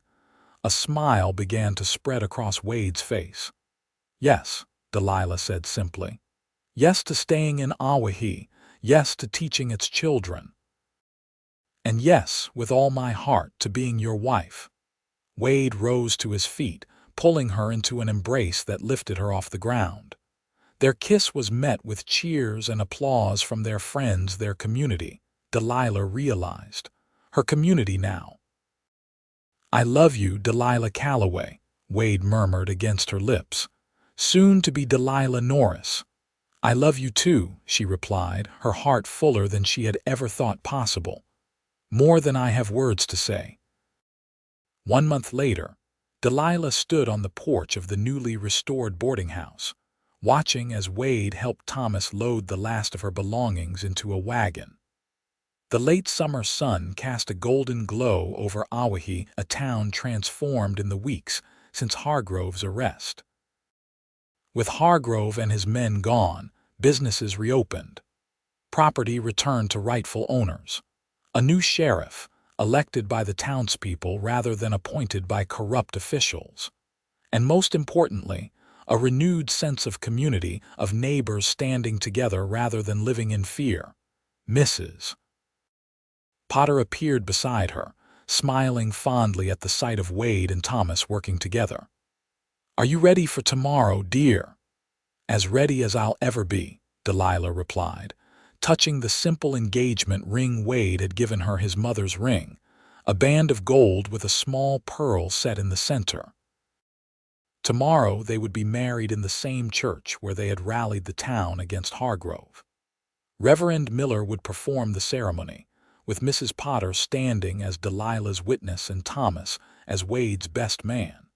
Nothing elaborate, just a simple ceremony followed by a community celebration. "You've come a long way from that frightened girl who arrived with a bullet wound and nowhere to go," Mrs. Potter observed, patting Delilah's hand affectionately. Delilah smiled, watching as Wade secured the last trunk. "We all have. The whole town. Indeed we have, Mrs." Potter followed her gaze to Wade. "He's a good man, Delilah, the best." "I know." And she did know, with a certainty that still surprised her. After Edward's false charm and hidden cruelty, recognizing true goodness had seemed impossible. But Wade had shown her that love didn't demand or diminish, it supported, elevated, strengthened. Wade approached the porch, wiping his brow. "That's the last of it. Everything you own packed and ready for its new home. Their home." The cabin Wade had expanded over the past month, adding a proper bedroom and enlarging the kitchen. It wasn't grand, but it was theirs, the beginning of the life they would build together. "Thank you for everything, Mrs. Potter," Delilah said, embracing the older woman. "For taking me in when I was a stranger, for believing in me." Mrs. Potter returned the embrace warmly. "You'll always have a place here, my dear, both of you." She wiped a tear from her eye. "Now go on, get settled. You have a big day tomorrow." As they drove the wagon toward their cabin, Delilah leaned against Wade's shoulder, contentment washing over her. The land spread out before them, the 40 acres that remained of the Norris Ranch, with the mountains rising majestically in the distance. "Happy?" Wade asked, his arm around her shoulders. "More than I ever thought possible," she replied honestly. "Good." He pressed a kiss to her temple. "Because this is just the beginning, Delilah. Just think of all we have ahead of us, the school, expanding the cabin, maybe someday rebuilding the ranch to what it once was. Children of our own," Delilah added softly. Wade's arm tightened around her. "A family. Yes." As they approached the cabin, their home, Delilah thought about the strange twists of fate that had brought her here. A bullet wound that might have killed her had instead given her life. A man she had threatened with a fireplace poker had become the love of her life. A town where she had sought only temporary shelter had become her home. "You ever regret it?" Wade asked suddenly. "Coming west, all you went through?" Delilah considered the question seriously. "No," she answered finally. "Without those things I wouldn't be here now, with you." Wade reined the horses to a stop outside the cabin. Before helping her down, he turned to face her fully, his expression solemn. "I meant what I said that first day, Delilah. You were the answer to my prayers for a partner, a purpose beyond the badge, a reason to rebuild what my family lost." His blue eyes held hers. "I just never imagined the answer would be so perfect." Delilah placed her hand against his cheek, her heart full to bursting. "And I never imagined that when I said I'm just a burden, someone would look at me and see not a burden but a blessing." Their kiss was tender, a promise of all the days to come, days of work and laughter, struggle and joy, love that would only deepen with time. As the sun set over the Nevada landscape, painting the sky in shades of gold and crimson, Delilah Calloway, soon to be Delilah Norris, knew with absolute certainty that she had found her place in the world. Not running from the past, but standing firmly in the present. Not alone, but surrounded by love and community. Not a burden, but an answer. An essential part of something larger than herself. Home. 2 years later, Delilah stood on the porch of their expanded cabin, watching as Wade helped their 1-year-old son, Harrison, toddle across the yard. The little boy's delighted laughter filled the air as his father swung him high, then settled him on broad shoulders for a horse ride. So much had changed in Owyhee since that fateful summer. The town had grown, prosperity replacing the fear that had once gripped it. New businesses had opened, including a proper hotel and a second general store. The railroad had eventually come legitimately, this time bringing increased trade and opportunity. Wade had been elected sheriff the previous year, his integrity and fairness recognized by the community he had fought so hard to protect. Delilah continued teaching at the schoolhouse, though she had taken a brief respite after Harrison's birth. "Mama, look." Harrison called from his perch on Wade's shoulders, waving his small hands excitedly. "I riding." "I see, sweetheart," Delilah called back, her heart swelling with love for her family, a family that would expand again in about 6 months, if the early signs of her second pregnancy were any indication. She hadn't told Wade yet, saving the news for their anniversary dinner that evening. Mrs. Potter visited often, having become an honorary grandmother to Harrison. Thomas had married the daughter of a neighboring rancher and was working with Wade to gradually rebuild the Norris Ranch to its former glory. As dusk settled over the Nevada landscape, Wade brought Harrison inside for his bedtime routine. After settling their son in his small bed adjacent to their bedroom, they sat together on the porch, watching the stars appear one by one in the darkening sky. "Happy anniversary, Mrs. Norris," Wade said, drawing her close against his side. "Happy anniversary, Sheriff." Delilah smiled up at him, marveling still at how right it felt to be in his arms. "I have something for you." "Oh, better than the new saddle I've been hiding in the barn for the past week," Delilah laughed. "Different, at least." She took his hand and placed it gently over her still flat stomach. "A new addition to our family coming this winter." Wade's expression transformed from confusion to wonder in an instant. "Delilah, truly," she nodded, tears of joy gathering in her eyes. "Truly." With a whoop that probably woke Harrison, Wade lifted her into his arms, spinning her around on the porch before setting her gently back on her feet. "Careful," she laughed. "I'm in a delicate condition, remember." "The strongest woman I know delicate." Wade's eyes shone with love and pride. "I don't believe it for a second." Later, as they lay together in the quiet darkness of their bedroom, Wade's hand protectively covering her stomach, Delilah reflected on the journey that had brought them here. "You remember what you said to me that first day in the barn?" she asked softly. "When I told you I was just a burden," Wade's voice was warm against her ear. "I said you were the answer I'd been praying for. And were you right? After all this time, all we've been through." Wade propped himself up on one elbow to look at her, his face visible in the moonlight streaming through the window. More right than I could have known. He pressed a gentle kiss to her lips. You, Delilah Norris, are the best answer to the best prayer I never knew I was making. Delilah smiled, cupping his face in her hands. And you, Wade Norris, are the home I never thought I'd find. As they drifted toward sleep, wrapped in each other's arms, Delilah felt a profound gratitude for all that had led her to this moment, the good and the bad, the pain and the joy. Every step of the journey had been necessary to reach this destination. A life built on love, trust, and the courage to stand together against whatever challenges arose, not running but rooted, not broken but whole, not a burden but a blessing. The answer to a prayer, home.